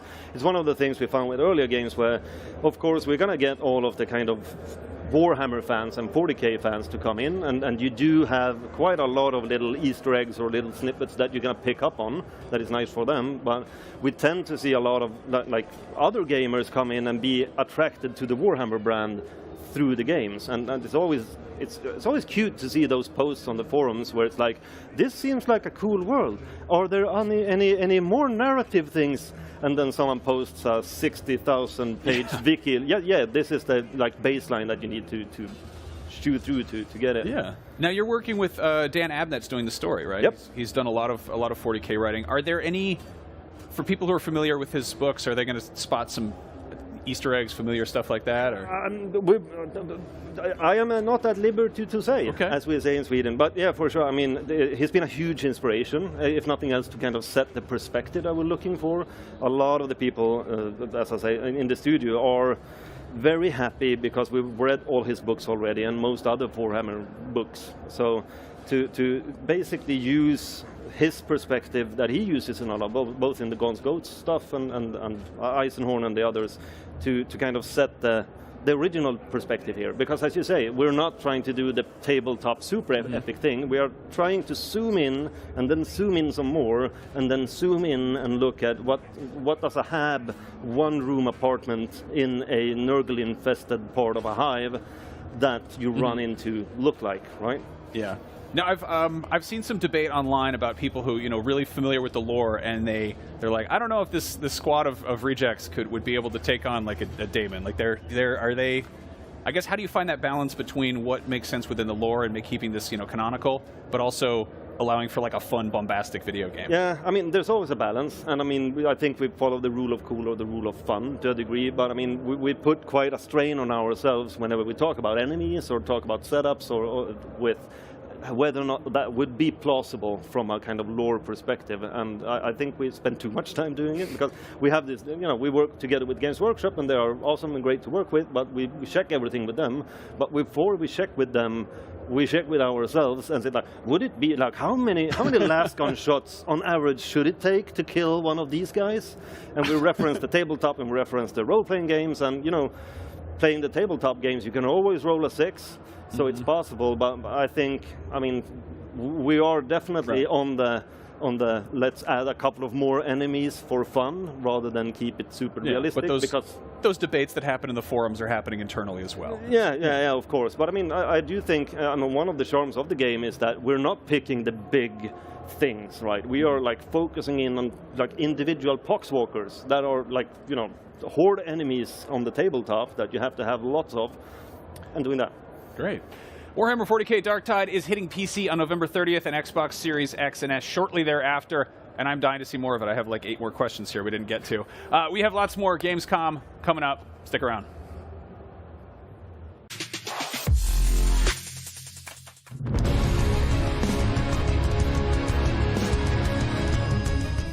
Hello, I'm Joe Screbbles, and I'm joined by Matt Perslow. Hello. He said hello. And Matt here has just played Warhammer 40,000 Darktide.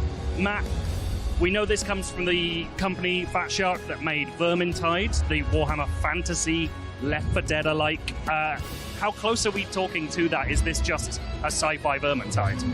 I think you'd maybe expect that it would just be Vermintide with guns, which would therefore make it maybe a bit closer to Left 4 Dead.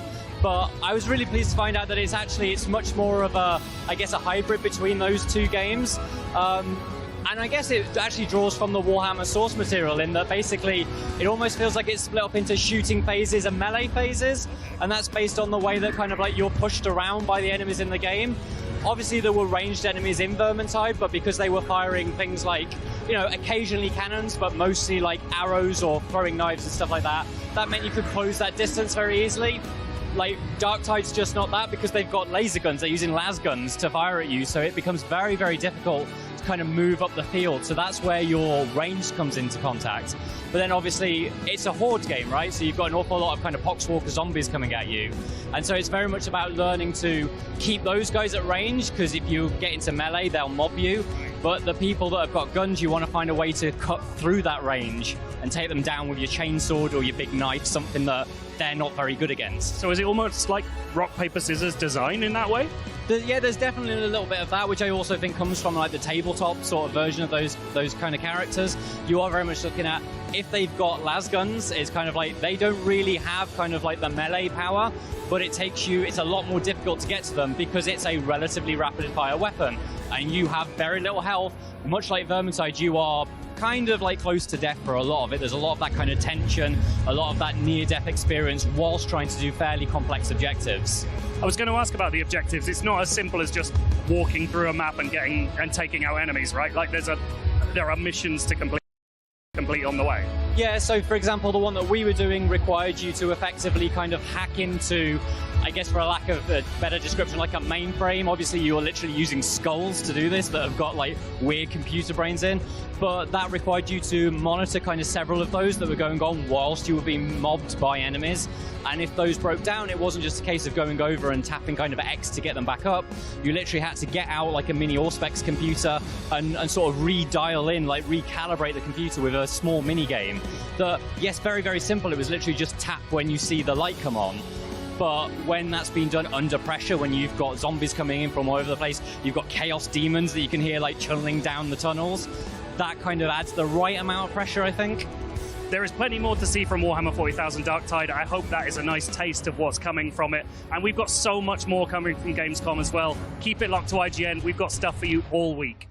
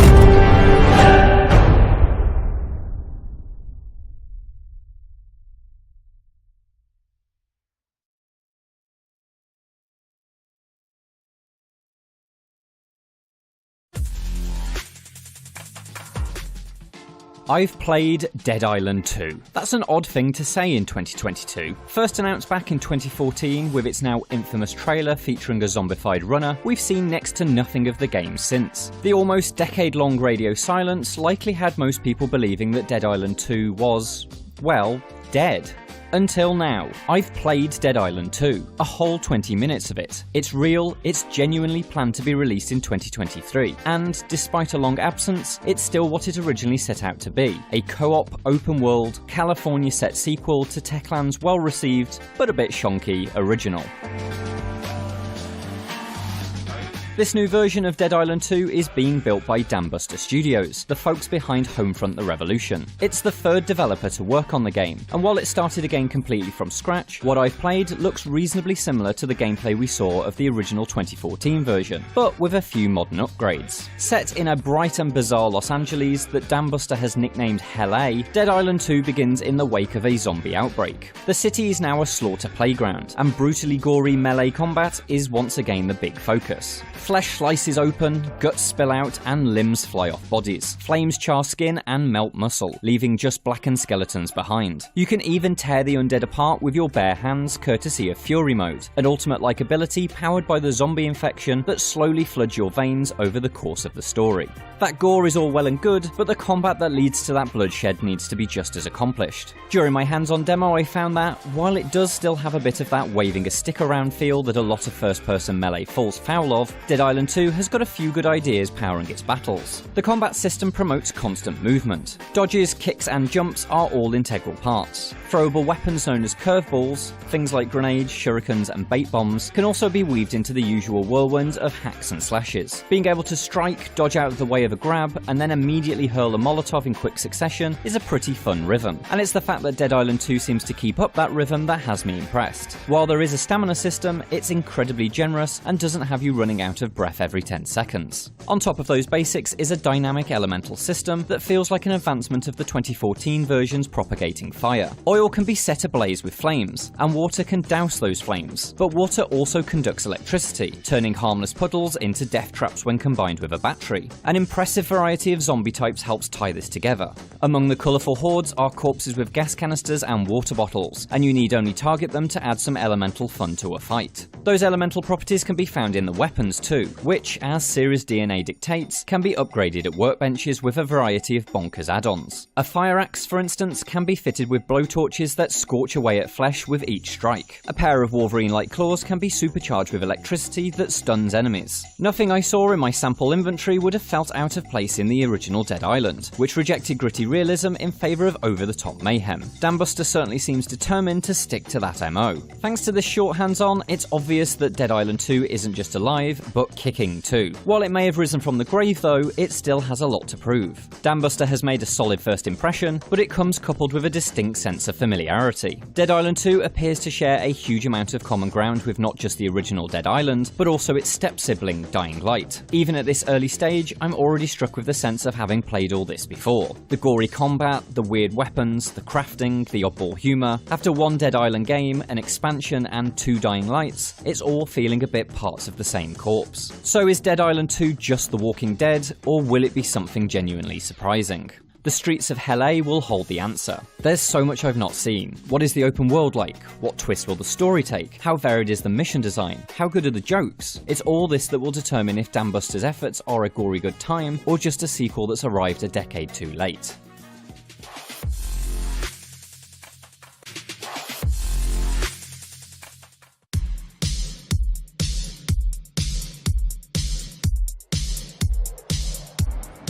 We are at the Xbox booth at Gamescom 2022, where they are showing off the likes of Pentiment, Grounded, Lies of P, Age of Empires 4. There's a lot to see. We're going to take a look around, and apparently there's a massive spider that I'm really unhappy about meeting.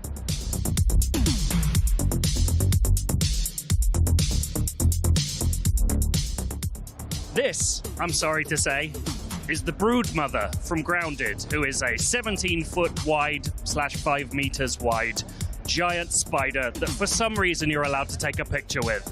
And now I have to do that. So, what's it like having way too many legs? Very rude. Starfield sadly isn't playable at the show, but they have brought Vasco, who was the first confirmed companion from the game. And you can get a selfie with him as well.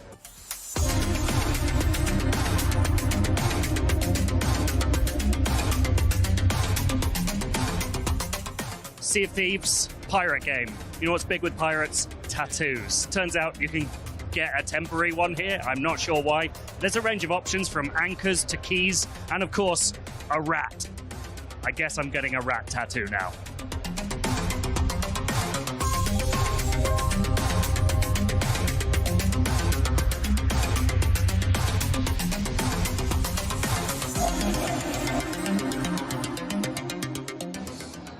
I look like I have an infection, and I think that's what we were going for with the rat. So, mission accomplished as far as I'm concerned.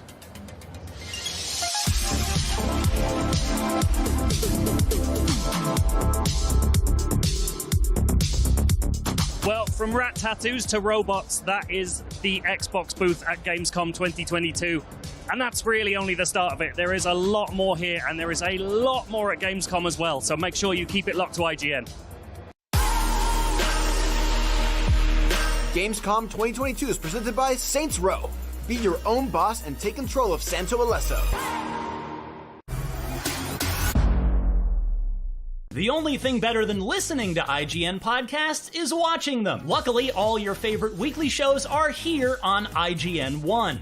Whether you're chasing the latest Xbox releases with Unlocked, looking for your PlayStation fix with Beyond, tracking everything coming to Switch with Nintendo Voice Chat, or catching up on this week's gaming news with GameScoop, we've got you covered. Check it out.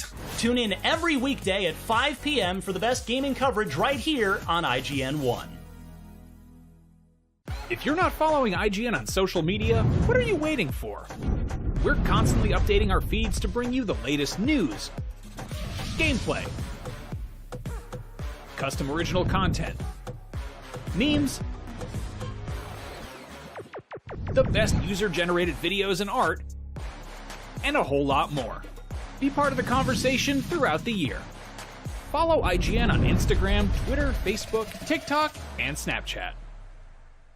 Everybody loves watching a speedrun of their favorite game, but what if you got a chance to peek into the mind of the developers behind those games as they watch their hard work get completely destroyed right in front of them? What is happening right now? That's exactly what happens on every episode of Devs React to Speedruns. We invite you to ride along with the developers as they watch, react, and enjoy some of the craziest gameplay by the most skilled speedrunners on the planet.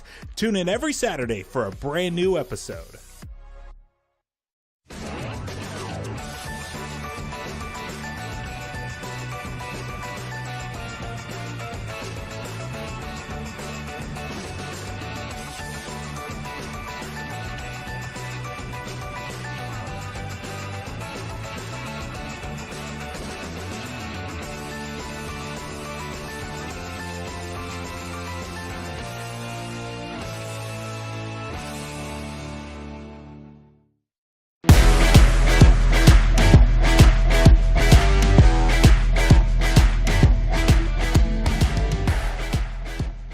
Shop platform is the preferred online destination to find and purchase digital experiences and for users to engage with each other. Millions of gamers count on Coda Shop every month for a seamless purchase experience when buying game credits or vouchers. No registration or login is required, and purchases are added to the user's game account instantly. Let's take a look.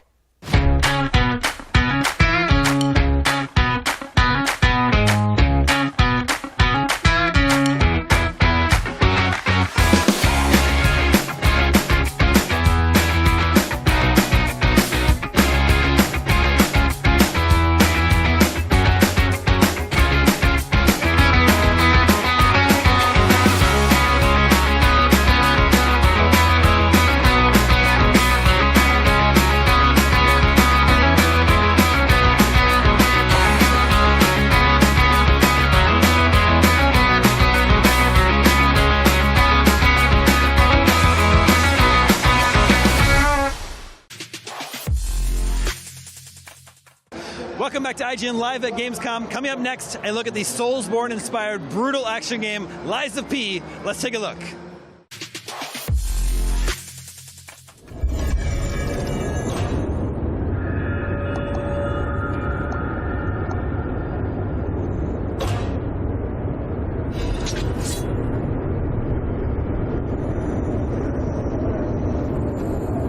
Please feel free to let me know.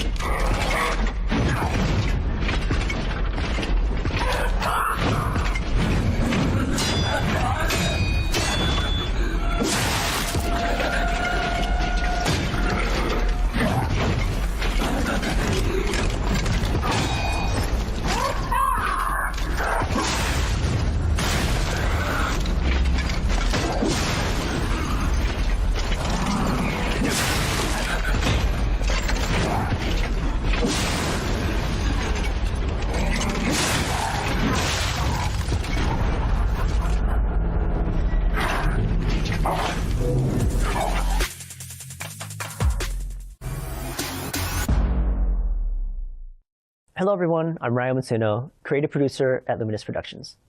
For everyone who's been wondering what the gameplay is like in Forspoken, we're so excited to give you a new, extended look at the game, which stars Ella Balinska as Frey Holland and depicts her unexpected journey into Athia, a beautiful, alternate world at the mercy of supernatural forces. Her adventure is set in this expansive world, and you really have to experience for yourself just how satisfying it is to traverse the sprawling landscapes of Athia using magic parkour. In Forspoken, we put a lot of emphasis on the journey over the destination.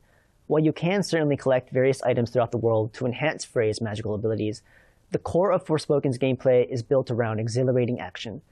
By mastering over 100 of Frey's different spells and abilities, you'll be able to enjoy robust combat, exciting and intuitive magic parkour, and various missions. In this 10-minute video, you'll get a glimpse of how Frey must use her powerful new abilities to traverse different terrains and strategically defeat creatures and deranged beasts native to each region. We hope that this trailer gives you an idea of what to expect when Forspoken drops on January 24th.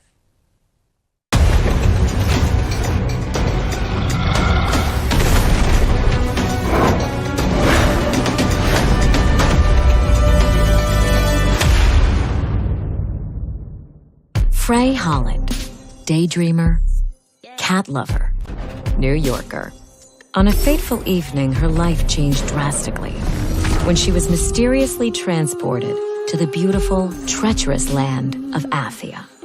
Whoa. Frey arrives with a magical, sentient bracelet inexplicably wrapped around her arm. Oh, hello, yes. Then discovers she can cast powerful spells and use magic to swiftly traverse the sprawling landscapes. The last remnants of Athia's populace soon look to Frey as their only hope for confronting the Tantas, once benevolent matriarchs who now rule as maddened and evil sorceresses.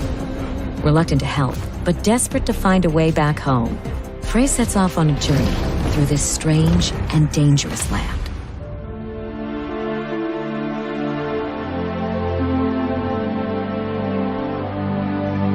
The only safe haven in Athia is Sepal, where refugees have gathered to escape the mysterious, corrupting force of the Break. Some of Athia's inhabitants will have quests to give or information to share.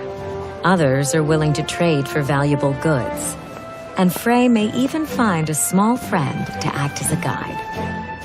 At this point in Frey's journey, she has returned to Sepal from the wilds after finding a rare piece of Advaha ore. In the right hands, this ore may prove to be most useful. Advaha ore, right? You've seen this stuff before? I've made armor out of it. For Tanta Sila, no less. Whoa, you made that armor? Does that mean you can do something cool with this stuff? I could, but I'd need the right tools. And where can I find those? In Prenost. Huh?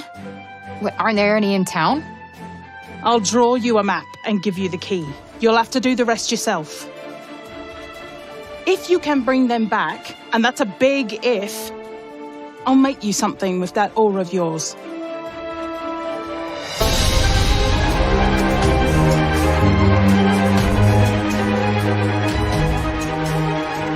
Outside the safety of Sepal, the only life Frey will encounter are corrupted enemies looking to rip her limb from limb. Frey's combat spells make quick work of low-level enemies. And her magic-enhanced parkour abilities turn this inhospitable land into her personal playground.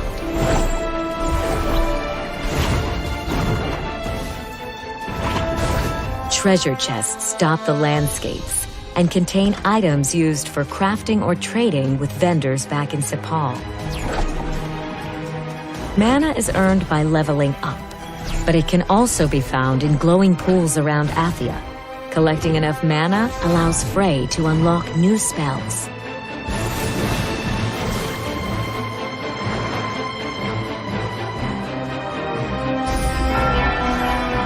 With the help of her golden companion Cuff, Frey can scan belfries to reveal nearby points of interest before continuing her journey. This is the place on Johidi's map, isn't it? Are you planning on retrieving her smithing gear? Might as well while we're here. Besides, I want to know more about Sila and Johidi Nur.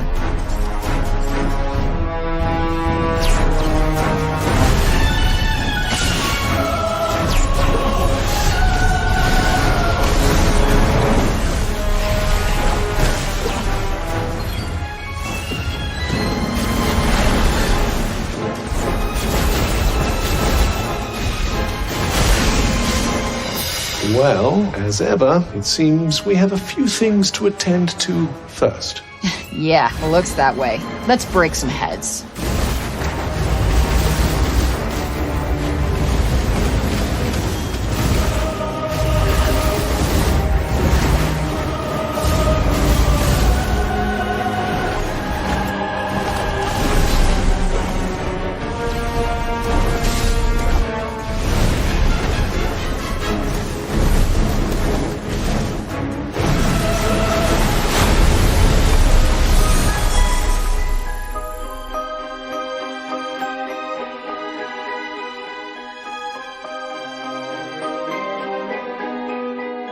Looks like this is the place. Well, in we go. Damn, this stuff is heavy. The reassuring heft of Odvaha.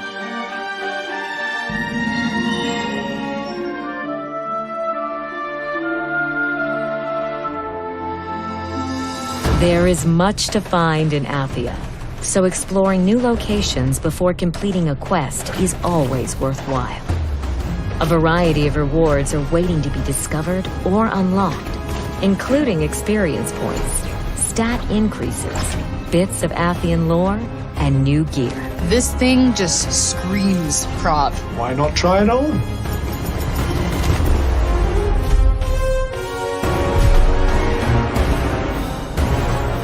While Frey is mysteriously immune to the corrupting influence of the break, nothing else in Athia can escape its grasp.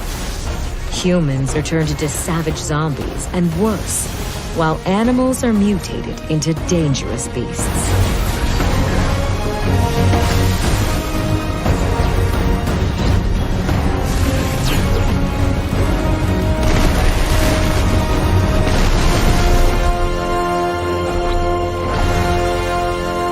Pilgrims' refuges are hideaways located in every part of Athia, and it's always a good idea to seek them out. Here, Frey can craft healing drafts, upgrade gear, and get some much-needed rest.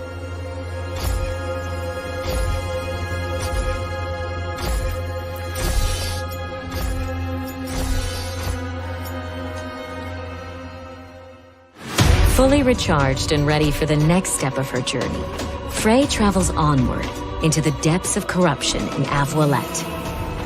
The effects of the break are even more unmistakable here. And while Frey may be resistant to those effects, she will undoubtedly be pushed to her limits. This place is insane.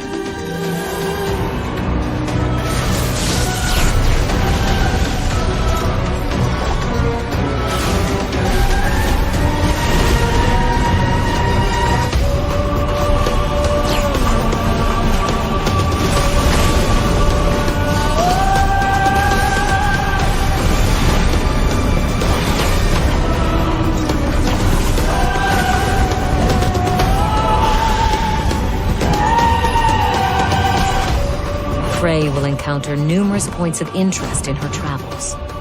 Many of these landmarks and locations have been corrupted or overrun with corrupted enemies, but they're always worth seeking out. Well, this doesn't look good. Yes, something seems to have drawn the break here. But I expect you can clear it away with your powers. Give it a try.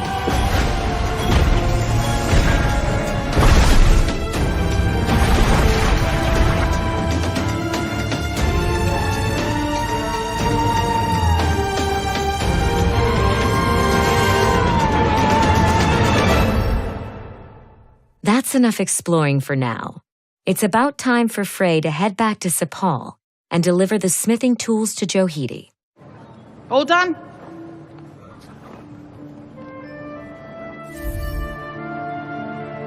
What the hell is this? What did you expect? A full suit of armor? You'd have needed a damn sight more ore for that. No, it's cool, I just... Like you to lump it. That's the last bit of smithing I'll be doing for a while. Frey's journey will take her to the ends of this beautiful, cruel land. And in her search for a way home, she discovers something worth fighting for.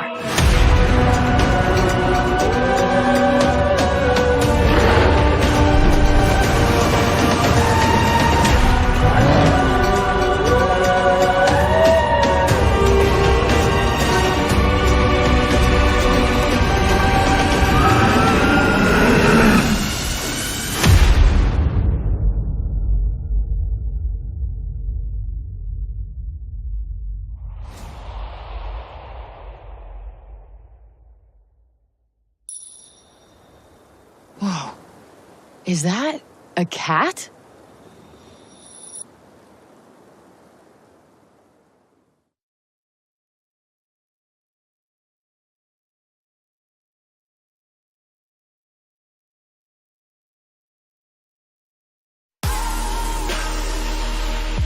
Gamescom 2022 is presented by Nitsa.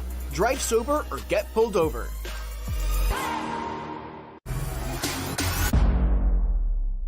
I'm Akeem Lawanson, and this is What to Watch on IGN1. It's a weekly show where we check out the latest and greatest in trailers, reviews, and everything else in the world of entertainment. Tune in to new episodes every Friday at 9 p.m. on IGN1. IGN is your go-to for the latest and best in games, movies, and television. And with over 50 million IGN subscribers on IGN's message boards, the chat must flow. Catch our unending stream of up-to-date news and so much more over at IGN.com or subscribe to IGN on YouTube. And check out IGN Games and IGN Movies and TV for deep dives into your preferred pop culture. Plus, IGN guides to get help on veritably any game from our team of experts. No matter where you are, IGN.com, YouTube, Twitter, Facebook, or Instagram, IGN has you covered. Hey you! Yes, you! Do you have FOMO? Fear of missing Gamescom? Relax. Gamescom is everywhere you want.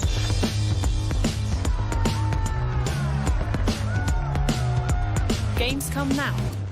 Register now. What's up, everybody? I'm Stella Chung, and you're about to get your weekly fix. This is the show where we round up all the biggest gaming and entertainment headlines you won't want to miss. Tune into new episodes every Saturday at 12:30 p.m. Eastern and Pacific on IGN1.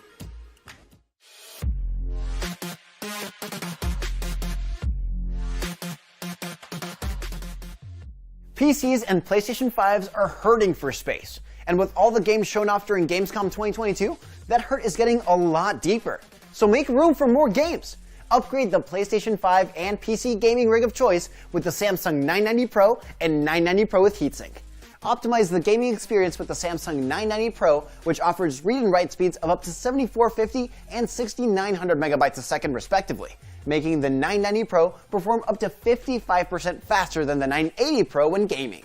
Make overheating a thing of the past thanks to Samsung's newly designed controller, which improves the SSD's power efficiency by up to 50% compared to the 980 Pro. Additionally, the 990 Pro's controller and heat spreader label are coated in nickel, allowing for reliable thermal management. The SSD's thermal guard technology ensures the drive's temperature stays in the optimal range. For the extra cautious player still worried about overheating, fear not. The Samsung 990 Pro with heatsink offers an additional layer of thermal control to prevent performance drops that arise from overheating. Plus, the Magician software program allows players to fully customize the RGB light according to whatever strikes their fancy. Me? I like the red lighting. The Samsung 990 Pro and 990 Pro with heatsink are a perfect fit for PC and PlayStation 5, and thankfully, it's easy to install. Install the 990 Pro into the appropriate M.2 slot on the PC motherboard, and voila! High-speed gaming awaits. And don't forget the heatsink. And on PlayStation 5, users should slot the 990 Pro with heatsink in the appropriate console slot. The 990 Pro offers up to a 55% improvement in random performance, allowing for faster loads on PC and PlayStation 5. Samsung and next-generation gaming, complementing each other like peanut butter and jelly. IGN is proud to be sponsored with Samsung SSD for Gamescom Studio coverage. Welcome back to IGN Live at Gamescom 2022. It's the biggest gaming event in the world, and we're going to be here all week, so if you couldn't make it, we've got you covered. If you're just joining us, I'm Damon Hadfield, joined by Brian Altano. Hi. Whether you're here at Gamescom or watching at home, two things you don't want to miss this weekend are the Gamescom Award Show, which is happening right here on Saturday, and the very next day, it's the Gamescom Cosplay Contest, powered by McDelivery. Now, obviously, Gamescom is about, first and foremost, having fun, but Gamescom also works to bring the gaming community together to make a difference through Gamescom Cares. The global games community is a force of good, and together we can move mountains. Most recently, this means Gamescom is doing its part to support developers from Ukraine. Ukrainian game devs are offered free exhibition space and free tickets to the Gamescom developer conference, DevCom. There are many ways to help those in need. Find your way. Now, we know you want to see more games, and there's lots more to check out. Today, coming up next, we're getting up close with Moonbreaker, the new game from some of the people behind Subnautica. And then we're setting sail with Skull and Bones, the long-awaited pirate game from Ubisoft. And right now, it's time to strap on some proton packs and gas up the Ecto-1 for some brand new gameplay from Ghostbusters Spirits Unleashed. Unleash the spirits!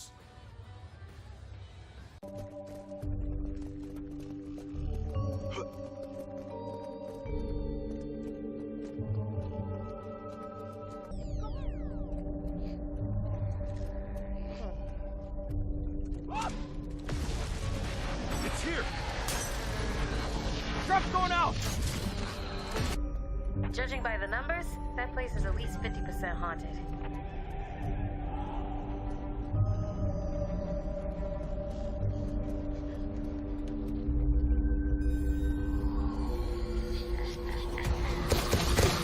Lost it! Clear the area, folks! I have to work together, otherwise I'll be cooked.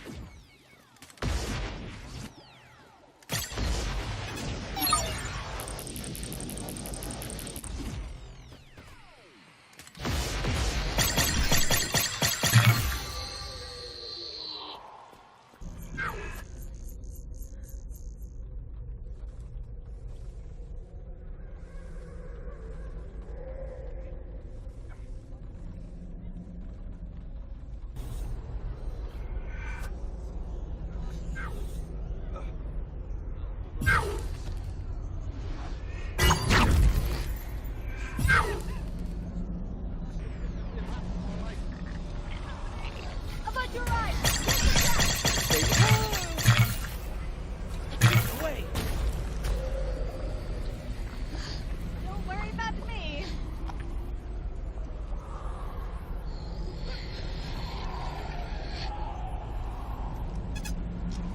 What a tormented and otherworldly effect you've had on the place.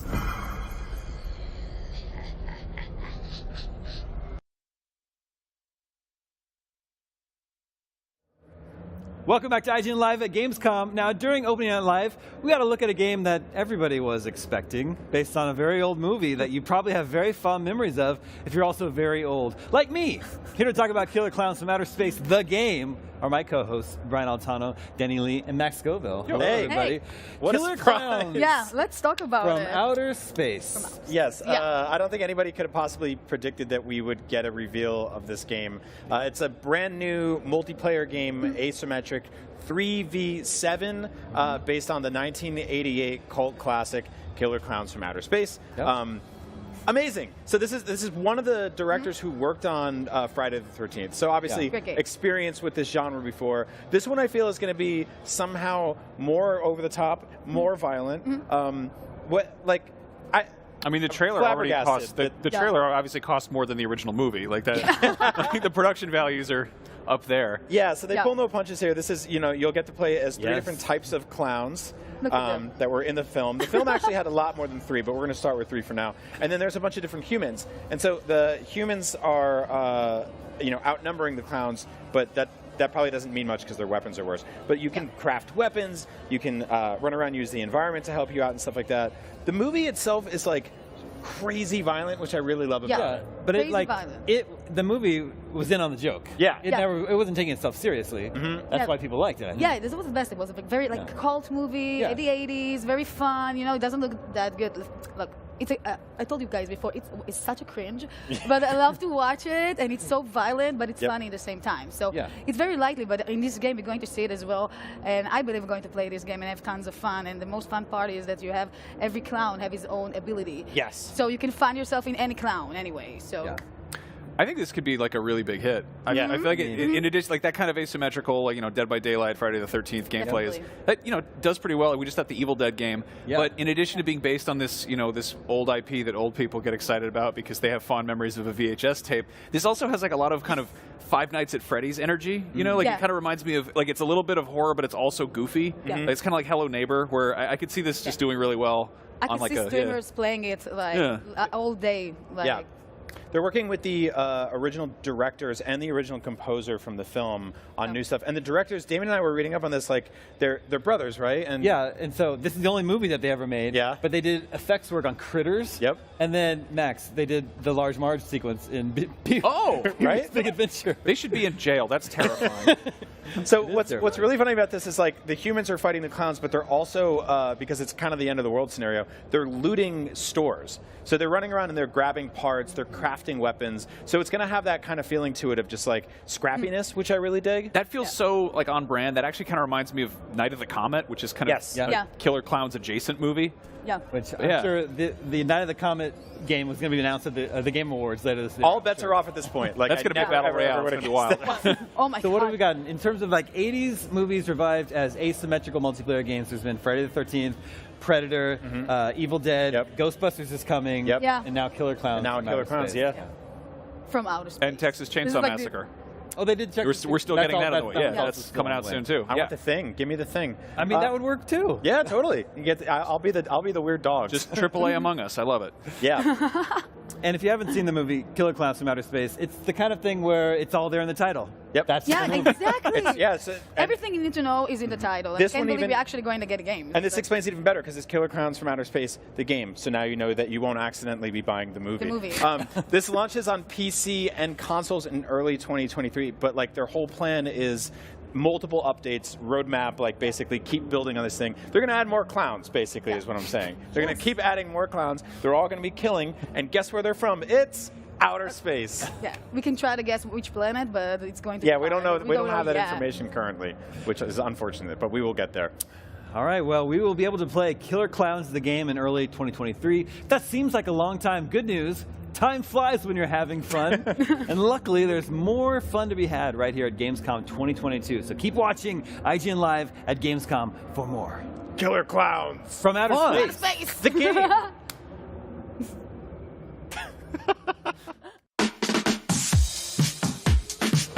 Hello, I'm Joe Screbbles, Executive Editor of News for IGN, and I have just played half an hour of Justin Roiland's and Squanch Games' High on Life, which is strange. Here are 5 things I learned. So number 1, this is an unusual kind of a shooter. It is a first-person shooter, and it's not just unusual because your guns and your knife talk to you as you play.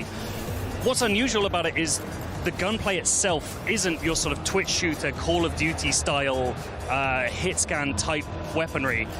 You are seeing slow-moving bolts flying towards you, and the really interesting thing there is that you are getting into situations with lots of enemies at once where it's becoming almost more of a bullet hell game.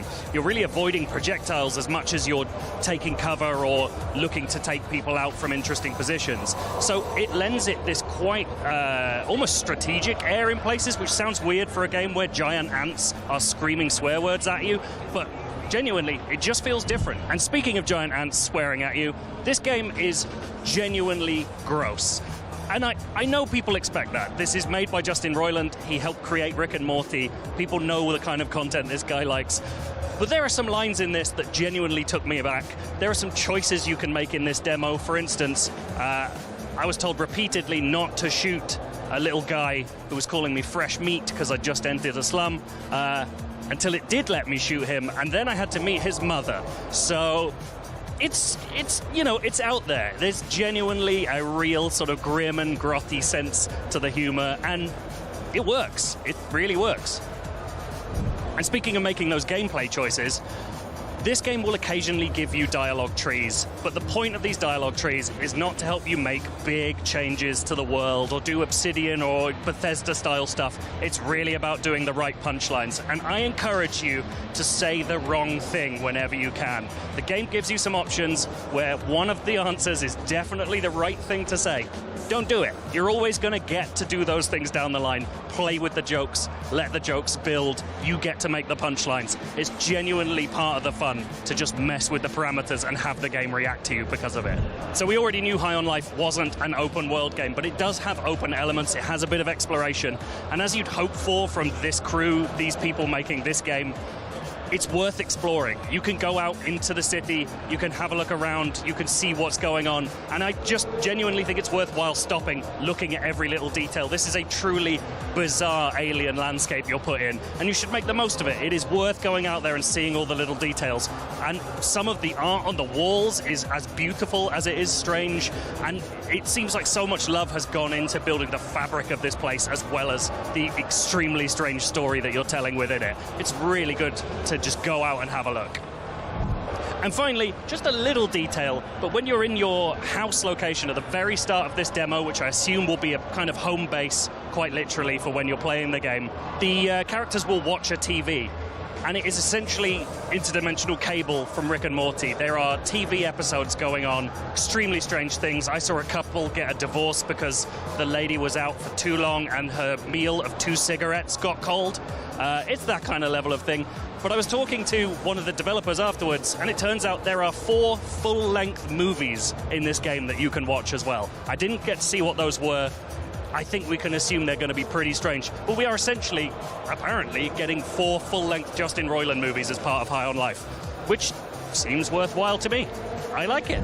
So that's what I learned from High on Life. You can go to IGN.com right now and watch all 25 minutes of what I played earlier. It is worth having a look at. And yeah, it's a really bizarre game. It's one of my highlights of Gamescom so far. I like it a lot. Gamescom 2022 is presented by Saints Row. Be your own boss and take control of Santo Alesso. Tune into IGN 1 for the latest news on your favorite releases, gameplay exclusives, and all the entertainment you can handle. And maybe even some you can't. Cinefix on IGN 1, your friendly Friday night home for film fanaticism. You're watching The Weekly Fix, ready to fill you in on anything you may have missed in the world of gaming and entertainment.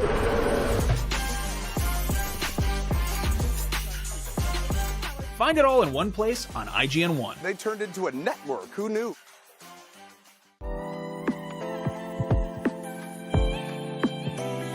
IGN Playlist is all of your games in one place. You can build your library and discover new games. Create and follow playlists from friends. Access guides for what you're playing. And rate and rank the games you love to share with the world. Available free with your IGN account. It's for players, no matter where you play. You're a busy gamer with plenty to play. Not a lot of downtime, but you still want to keep up with the latest gaming news? Fret not. No matter where you like to play, PC, PlayStation, Nintendo, Xbox, I've got the headlines you need to know about. When Half-Life 3 is announced, it'll be on the Daily Fix. When the Switch Pro is announced, you'll be the first to know. And when that big game you just can't wait for is delayed, yeah, I'll have that news too. The Daily Fix, with me, Nars, weekdays only on IGN. If you're not following IGN on social media, what are you waiting for? We're constantly updating our feeds to bring you the latest news, gameplay, custom original content, memes,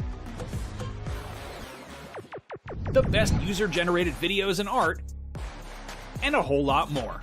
Be part of the conversation throughout the year.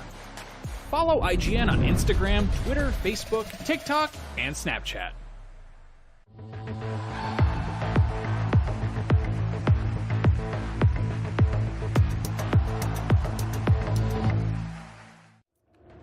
The developers behind the hit Subnautica series have teamed up with best-selling fantasy author Brandon Sanderson to make a brand new tactical strategy game called Moonbreaker. Here to tell us about it is Charlie Cleveland, game director and co-founder of Unknown Worlds Entertainment. Welcome to the IGN Gamescom stage. Thank you. This game revealed at Opening Night Live last night. One of the more interesting games, I think, at the show this year. Thank you. Very, very cool premise. Weird? Were you going to say weird? I mean, but weird in a good way. Okay, good. Weird in a good way. You know, it's like it's not a third-person, open world RPG game. That's true. Yeah. It's a tabletop miniatures tactics game. Yeah. Tell us about it. It's Moonbreaker. Yeah, if you come up with it's hard to pick the genre. It's basically a turn-based strategy game. Okay. But the high-level concept is we just wanted to bring tabletop miniatures to digital. That's kind of the magic of it. That includes painting, that includes the lore, that includes, of course, just the moment-to-moment gameplay. But we're actually, I think, basically the first of its kind. I mean, I've seen a lot of people. Sure. Yeah, they're trying to they make a little move into miniatures, they have a miniatures look with Hitman Go. There's a couple games here and there, but no one has actually taken tabletop miniatures, brought them to the modern age. And you're leaning into it. These are miniatures. They're not like animated characters. That's right. They move around the board as the player would do that. Yeah. And they're although we don't have the hand. Right. No hand. We talked about it, but we never did. Thought about that. Yeah. That looked kind of weird. But they're not animated. They are voiced though. Is that right? They are voiced. So it's for voice acting in the game.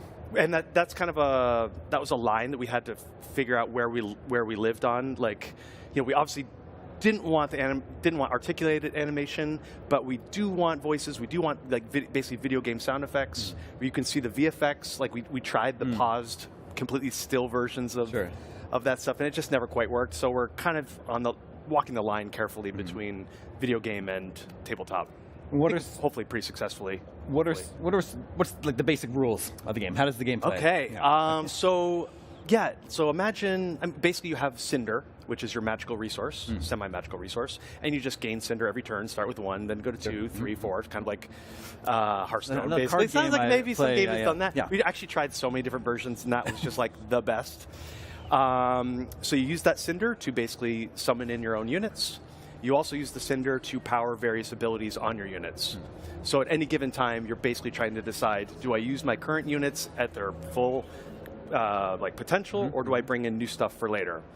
The units that you get to use in the match are randomly selected from a roster, which you build. So it's not really like building a deck. You are building, it's like a lineup, or it's a captain and 10 crew. But you really can't control what you start with. So a lot of tabletop miniatures games, you start with everything on the table. It's kind of like this giant war of attrition. You just have it's like you go, Braveheart style or whatever. They just crash into each other. That is not the right pacing for us. We wanted more of a build-up pacing, more like StarCraft or an RTS. So it gets dramatic. You're always responding to various dynamic elements that are happening in the game. Not only the random units that you have, but there's so much to talk about. The ship assists, these are these ship powers that you don't add them to your roster. These are powers that come from your orbiting ship that you rode in on. Those you could choose from your sets of random buckets when you start the game. You're not always going to have the option of what you want to play with. Sometimes you're going to get some surprises. Sometimes you're going to get 2 really crazy ones. You have to figure out a way to use them together. This game is all about responding to basically infinite options. You're never going to know exactly what's in store, but I could just keep talking about that, but I feel like I should let you ask a question now. It's good. There's a lot to delve into. How many units do you have on the field in a game? So maximum at a time is your captain and up to 6 crew. Okay. Some of your crew can actually build small constructs like bombs and things like that, but basically it's 7 total.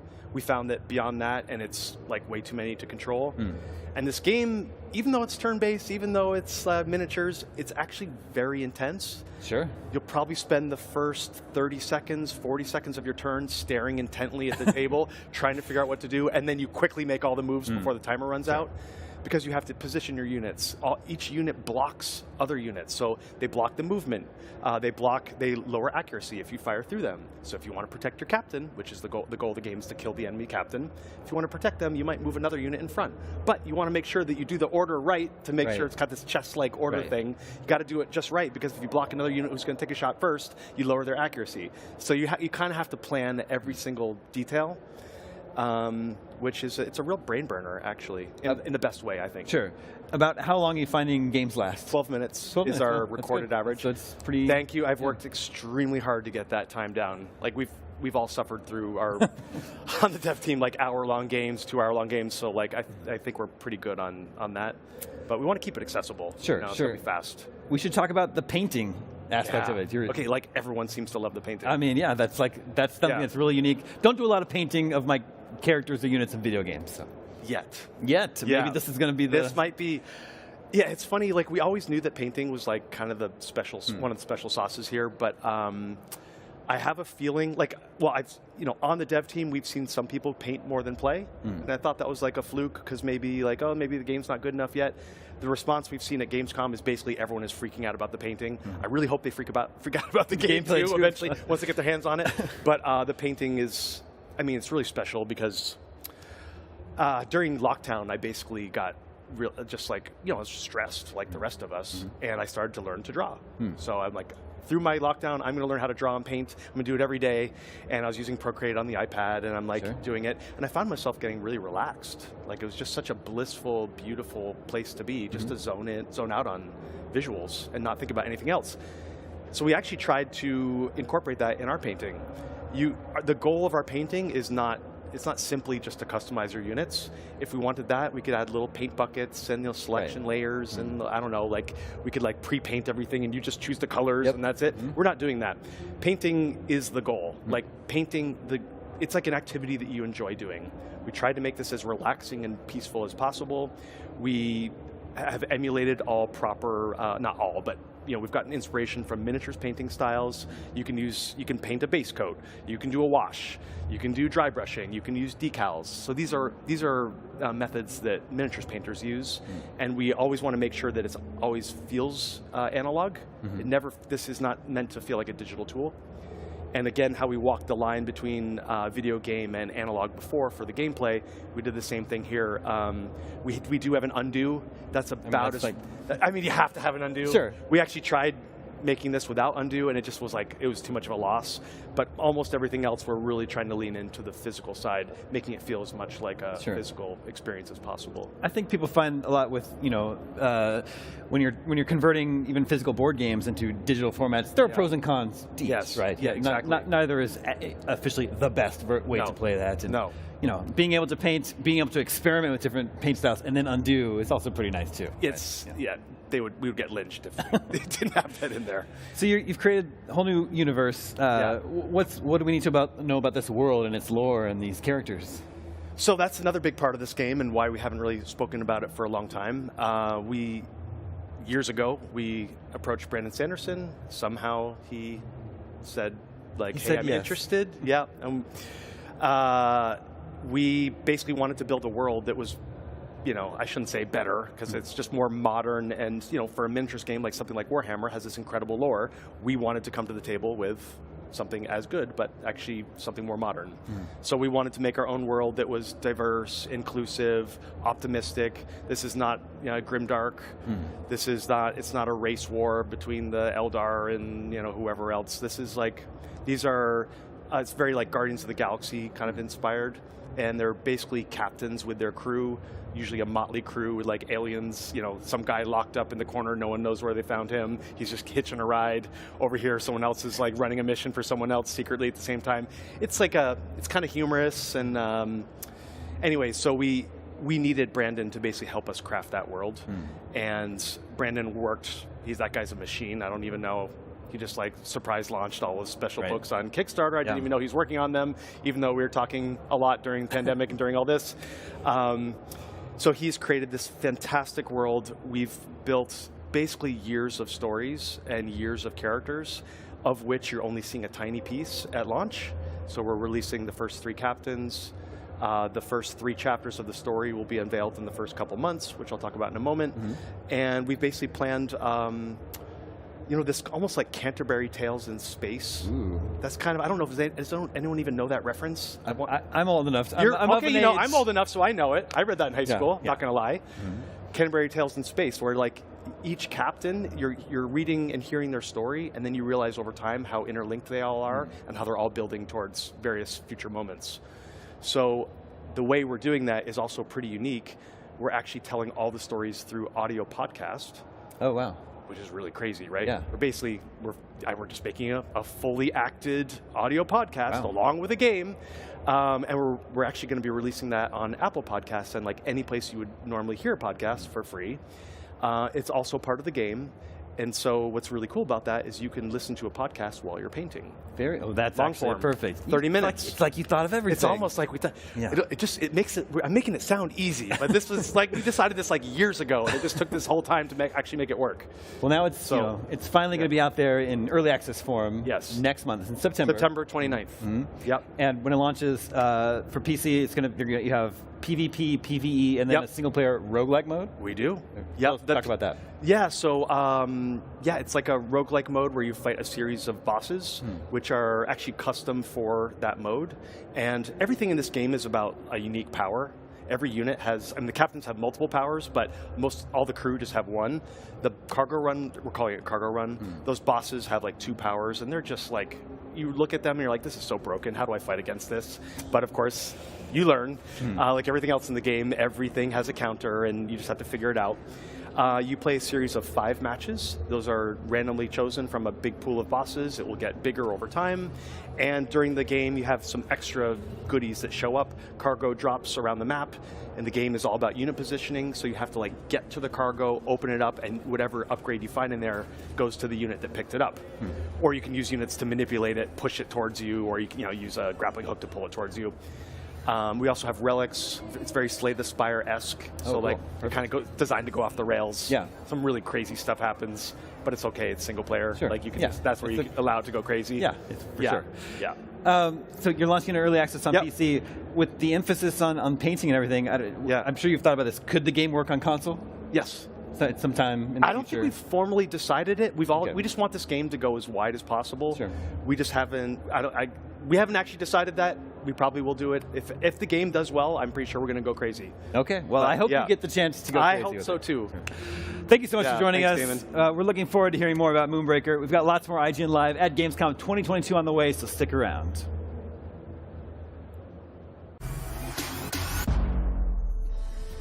With the waves beneath you and the wind in your sails, the Indian Ocean is yours to fully explore in Skull and Bones. But as we recently learned, most of Ubisoft's upcoming pirate simulator takes place at sea. So what is out there to discover aside from water, and well, more water? We spoke to developers at Ubisoft Singapore to find out. The gameplay on land is about socializing, crafting, building up your fleet, and taking contracts in the game, in either a den or the outposts. Despite the majority of Skull and Bones map being made up of ocean, you can step off your ship and walk on dry land. Not every island you see is explorable, but you can weigh anchor at dens and outposts, 2 special location types that have everything that a pirate needs to prepare for further adventures.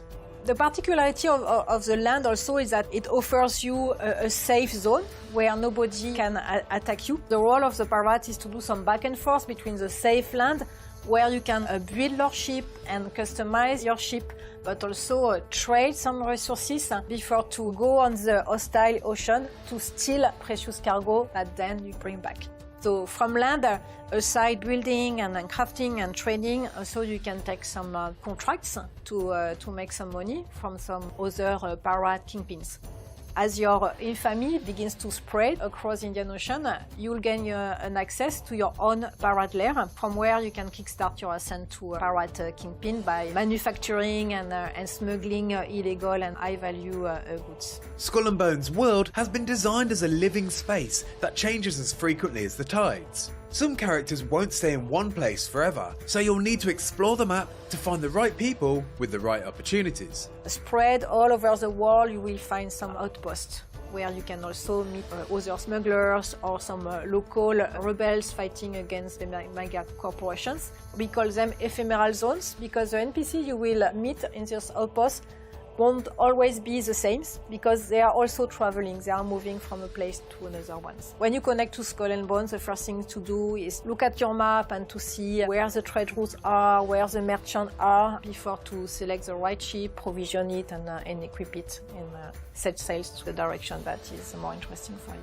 Sailing, trading and smuggling are all important aspects of a buccaneer career. But what about treasure hunting? Perhaps the most famous of all the pirate pastimes. There are a lot of treasures hidden in all the outposts, so you need to board some ships and to steal pieces of treasure, or you can also scavenge some wrecks to find other pieces of map. According to some drawing and some landmarks, once you find the right island, you can also use a land compass that will help you to find the location of the treasure.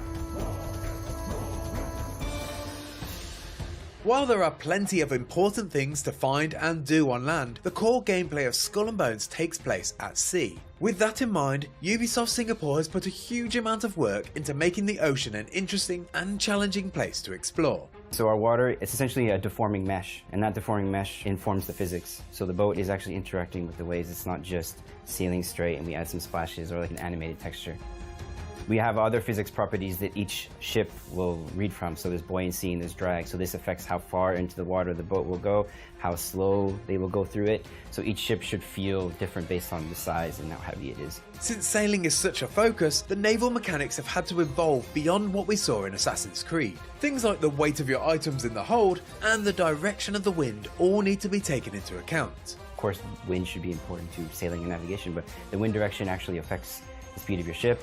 A good player will navigate better with the wind at their back and tack better and therefore be a better navigator. So it's just another element of the world that the player needs to be aware of. But while the systems are more detailed now, Skull and Bones is definitely not a hardcore sailing simulator. You don't need to be a sailor to play Skull and Bones and be able to understand what to do, but as you learn how to use the wind better and what that means and what does your weight mean in your cargo and the type of ship that you have, you'll see that there is advantages to being a better captain and a better navigator. The waves of the Indian Ocean can frequently be calm and beautiful, but Skull and Bones has a full weather system that could totally transform its waters. Well, we want to make sure that there is different types of weather, so you can have some light rain, you can have incredibly crazy supercell storm, and they will feel dynamic. We want the player to be surprised by that and feel the threats as you normally would at sailing out in the open sea.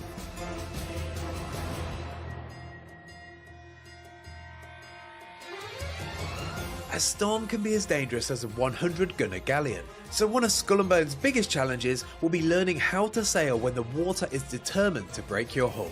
When you enter the storm, obviously the waves get a lot bigger. That means that the certain size of ship you have could affect you. You could flood, you could take damage. Visibility will change, it'll be a lot darker, so maybe you won't be able to see threats. So yeah, it forces the player to make sure he's equipped properly for the journey with the right ship. Maybe they have enough food and weapons in case they engage someone. Most open worlds create variety through different biomes and environments, but the ocean setting means Skull and Bones can't really do that. Instead, the developers have paid close attention to the different water states and the iconography of the golden age of piracy to ensure that each area of the map feels new and interesting. Wind affects the water, the terrain affects the water, so if I'm in a coastal sea near the shoreline, the waters will be appropriately different. I can go inland, and then we're using the river technology, which we have two different water technologies. So more than ever, the world needs to feed the water and then feed the player to help him decide how to act. Not only that, we have the biome diversity of the Indian Ocean, so when I go to Africa, the water will look and feel different than when I go to the East Indies. We wanted to really show the diversity and the realism of water. As you travel through different territory for the factions, you'll see the colors changing, the flags, the iconography change around you, so you'll be aware of, ooh, I'm in Farah territory, or I'm in the French territory. The color schemes and all of that will change, breaking that up with dynamic events or things that can kind of go, ooh, what is that? And get the player to investigate are really important, because you don't want to just sail, for forever as you're moving, because it's a big game. So that's basically what we try to do, is break up the passage with different things you can engage with, helping a merchant out, repairing a ship. You can be distracted by also broken pieces of map you will find in a bottle, and that will lead you towards some treasure hidden on the remote islands. You can find also a ship that is looking for some help. You can decide to escort that ship first before to go back to the prey you had started to shadow. Something we implemented also in the game is that sometimes, depending on the value or the properties of the cargo you are transported, you can attract also specific enemies such as pirate rogues, the rivals who will try to eat a piece of your pie. Skull and Bones' massive open world is beautiful, and you'll want to explore just for the sake of seeing its many sights. But exploration is also vital to staying alive, thanks to the survival mechanics that fit into the core gameplay loop. You need to constantly be searching for new resources and gathering raw materials to build better ships, feed your crew, and advance your infamy. In the world of Skull and Bones, you will evolve from the status of castaway, stranded on a desert island, to the role of middleman, working for other pirates, and then to the status of kingpin. So to rise from the zero to hero, but you will first have to collect the resources that will allow you to build your ship and craft your weapon, and that will allow you also to upkeep the morale of your crew, because we have a system of mutiny. So in the game, you can use a small ship and a harpoon to fish some sharks and even some crocodiles. But you can use also a large set of tools to chop some trees or to collect some irons. You can also scavenge some wrecks and steal some pieces of ship.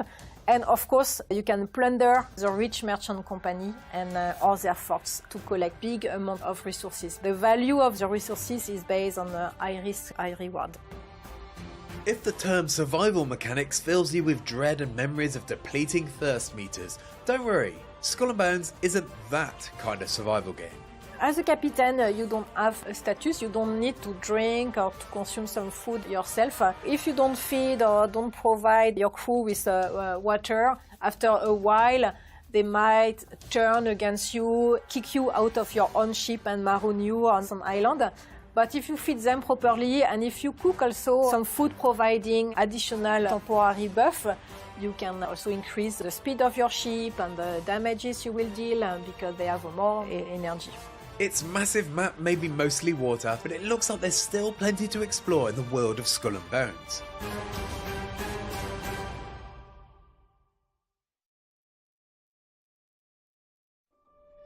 I must not fear.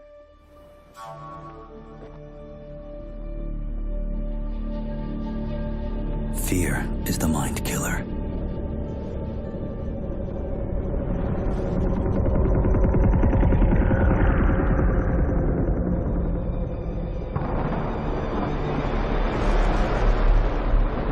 Fear is the little death that brings total obliteration.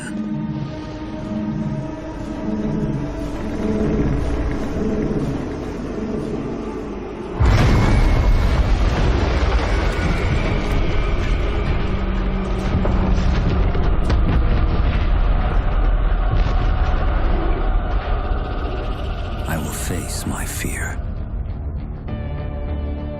I will permit it to pass over and through me. And when it has gone past, I will turn the inner eye to see its path. For the fear is gone, there will be nothing.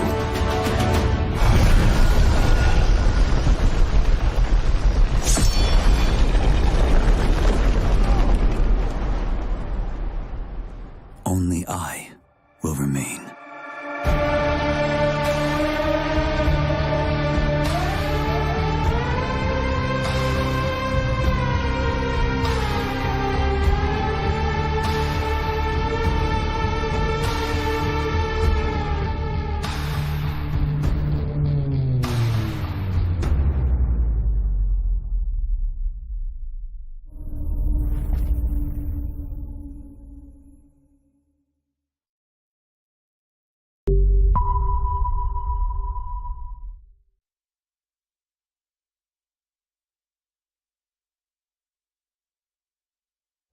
Welcome back to IGN Live at Gamescom. Dune Awakening is an open-world survival MMO from Funcom, the team behind Conan Exiles. Now, we've known about this game for a bit, but it was cool to finally see something from it last night during Opening Night Live.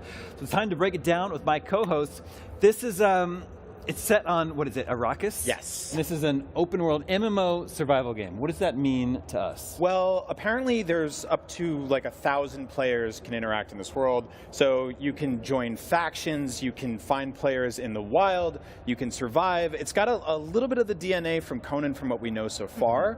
But digging into this one, it seems like it's going to have a lot more interesting world building in terms of sandstorms. Now, like the sandstorms are like obviously a thing in Dune and on Arrakis, but in this game specifically, they are going to help shape the world and then reshape the world. So you'll be doing like a lot of like building and crafting and stuff like that, looting, exploring environments, and all of a sudden a sandstorm comes around, knocks out everything maybe you've been working on, maybe a giant sandworm eats it, and then, yeah, you might have to start That's fresh. awful. It breaks my heart just to think about it. I know, right? So it definitely has that, not necessarily like permadeath mode, but like, hey, nothing lasts forever type of feeling, right? Oh.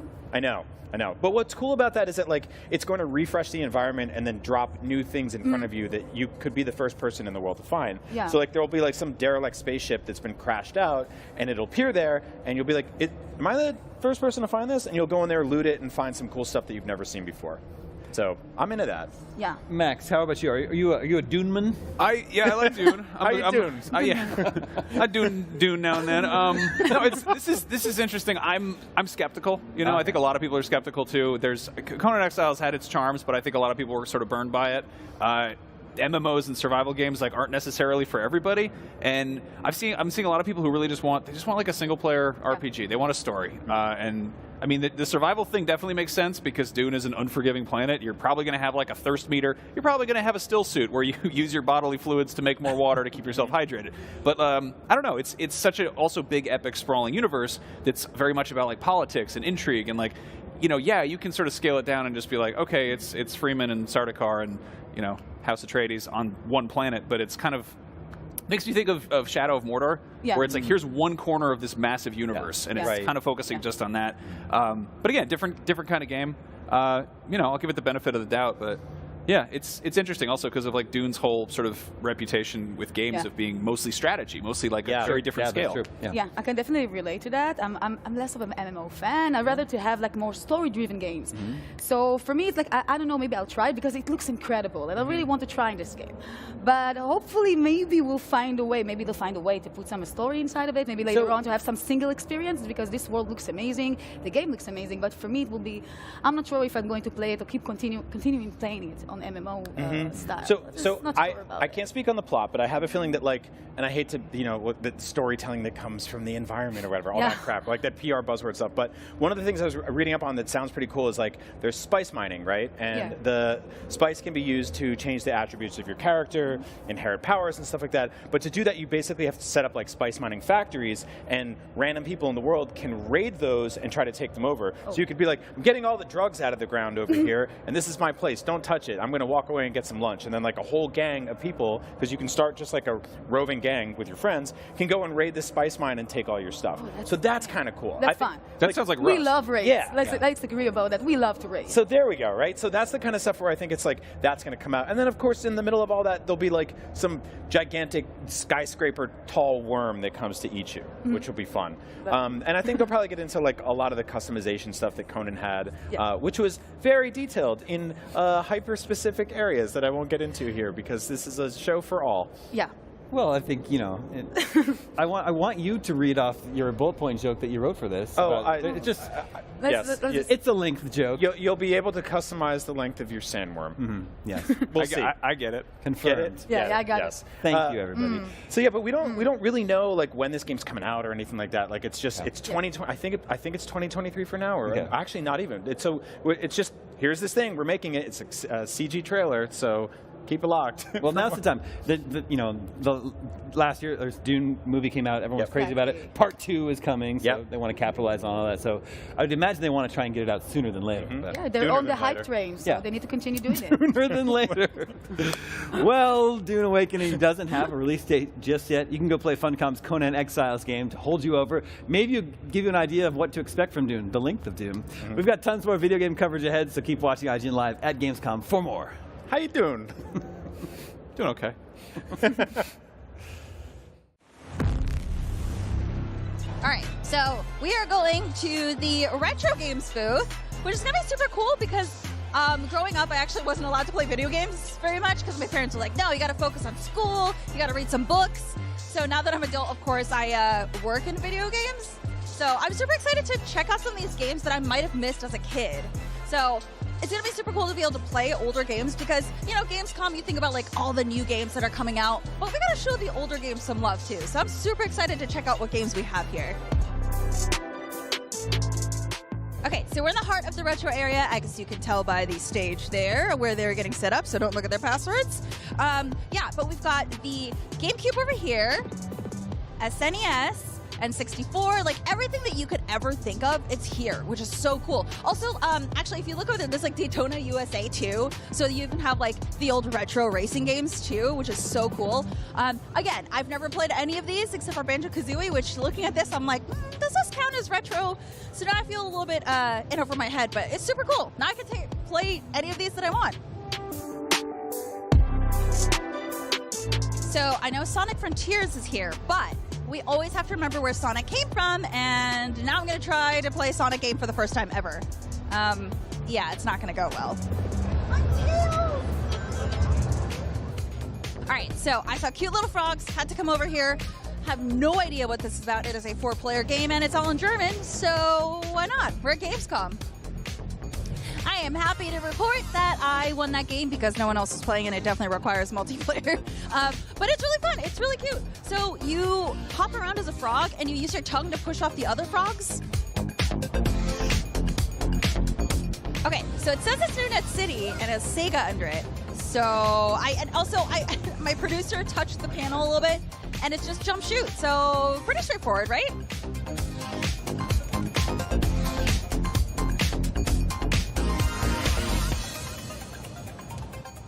It was a little hard figuring it out, but once I did, it was super cool. Honestly, I love the fact that I'm this like cool hooded, like armored guy with this gun, but I can also turn into like Sonic for a second. It's pretty cool. Okay, so my producer is making me play this rhythm game, and I'm really bad at these kinds of games. I have never played this before in my life, so I have no idea what to do. So I guess I'm doing it to make his day better. So let's go see how bad I suck. I had 53 misses. I don't want to talk about it. So I said this was a retro area, and I got a little confused when I saw the Switch stuff, but that's because they're all retro themed in the gaming world. So like you got the Famicom controllers here for your Switch if you want. You've got all the different games here. Don't look at the Fortnite one. Just don't look at the Fortnite one. Yeah, it's so cool. Like you have all of these different designs and stuff too. Oh my goodness. I actually have a Switch, so like I can go back and play some of the retro games on the Switch, but I know it's not the same, which is why like these controllers are probably great for experiencing those games again. Okay, that was a lot of fun. I'm honestly so glad that this retro section exists because I don't know, if you're like me and you missed out on these games, it's really nice to be able to come here and just kind of experience them. And plus you have people who like explain the backstories and like how these things came to be, and it's really cool. It's really cool to see where companies started and then also see what they're doing at Gamescom. So very cool section. I'm definitely going to be back here.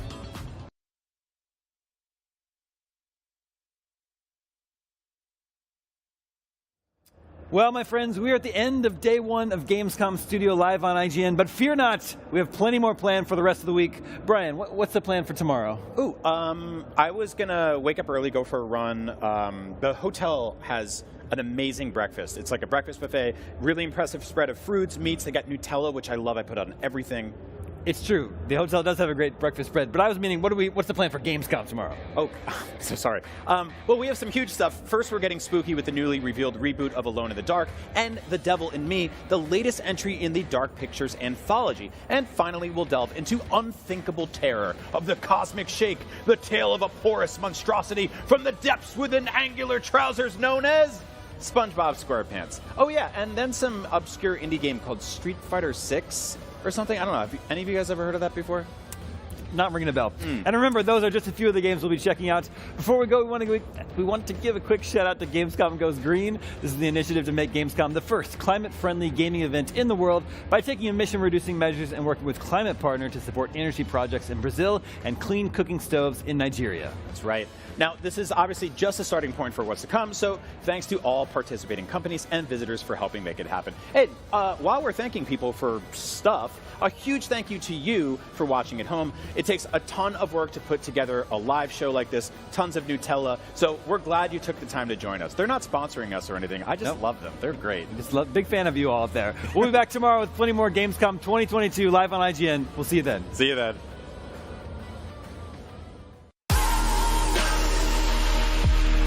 Gamescom 2022 is presented by Samsung SSD, essential for gaming.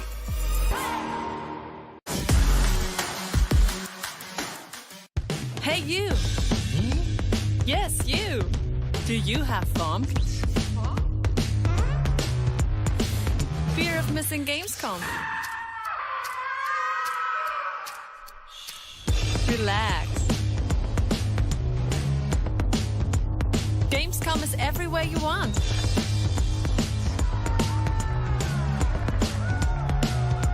Gamescom now. Register now.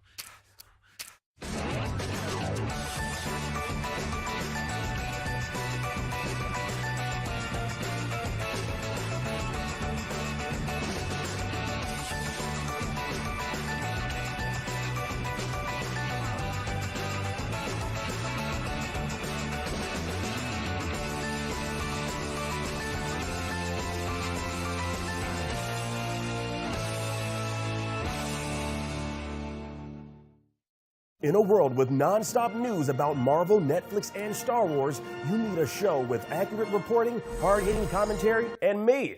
I'm Akeem Lawanson, the host of The Fix Entertainment. Whether it's the latest superhero scoop, film fiasco, or anime announcement, I'll be right here covering all the latest in major studio headlines and pop culture news.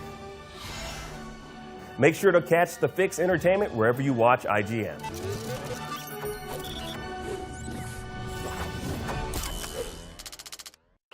Tune into IGN 1 for the latest news on your favorite releases, gameplay exclusives, and all the entertainment you can handle. And maybe even some you can't. Cinefix on IGN 1, your friendly Friday night home for film fanaticism. You're watching The Weekly Fix, ready to fill you in on anything you may have missed in the world of gaming and entertainment.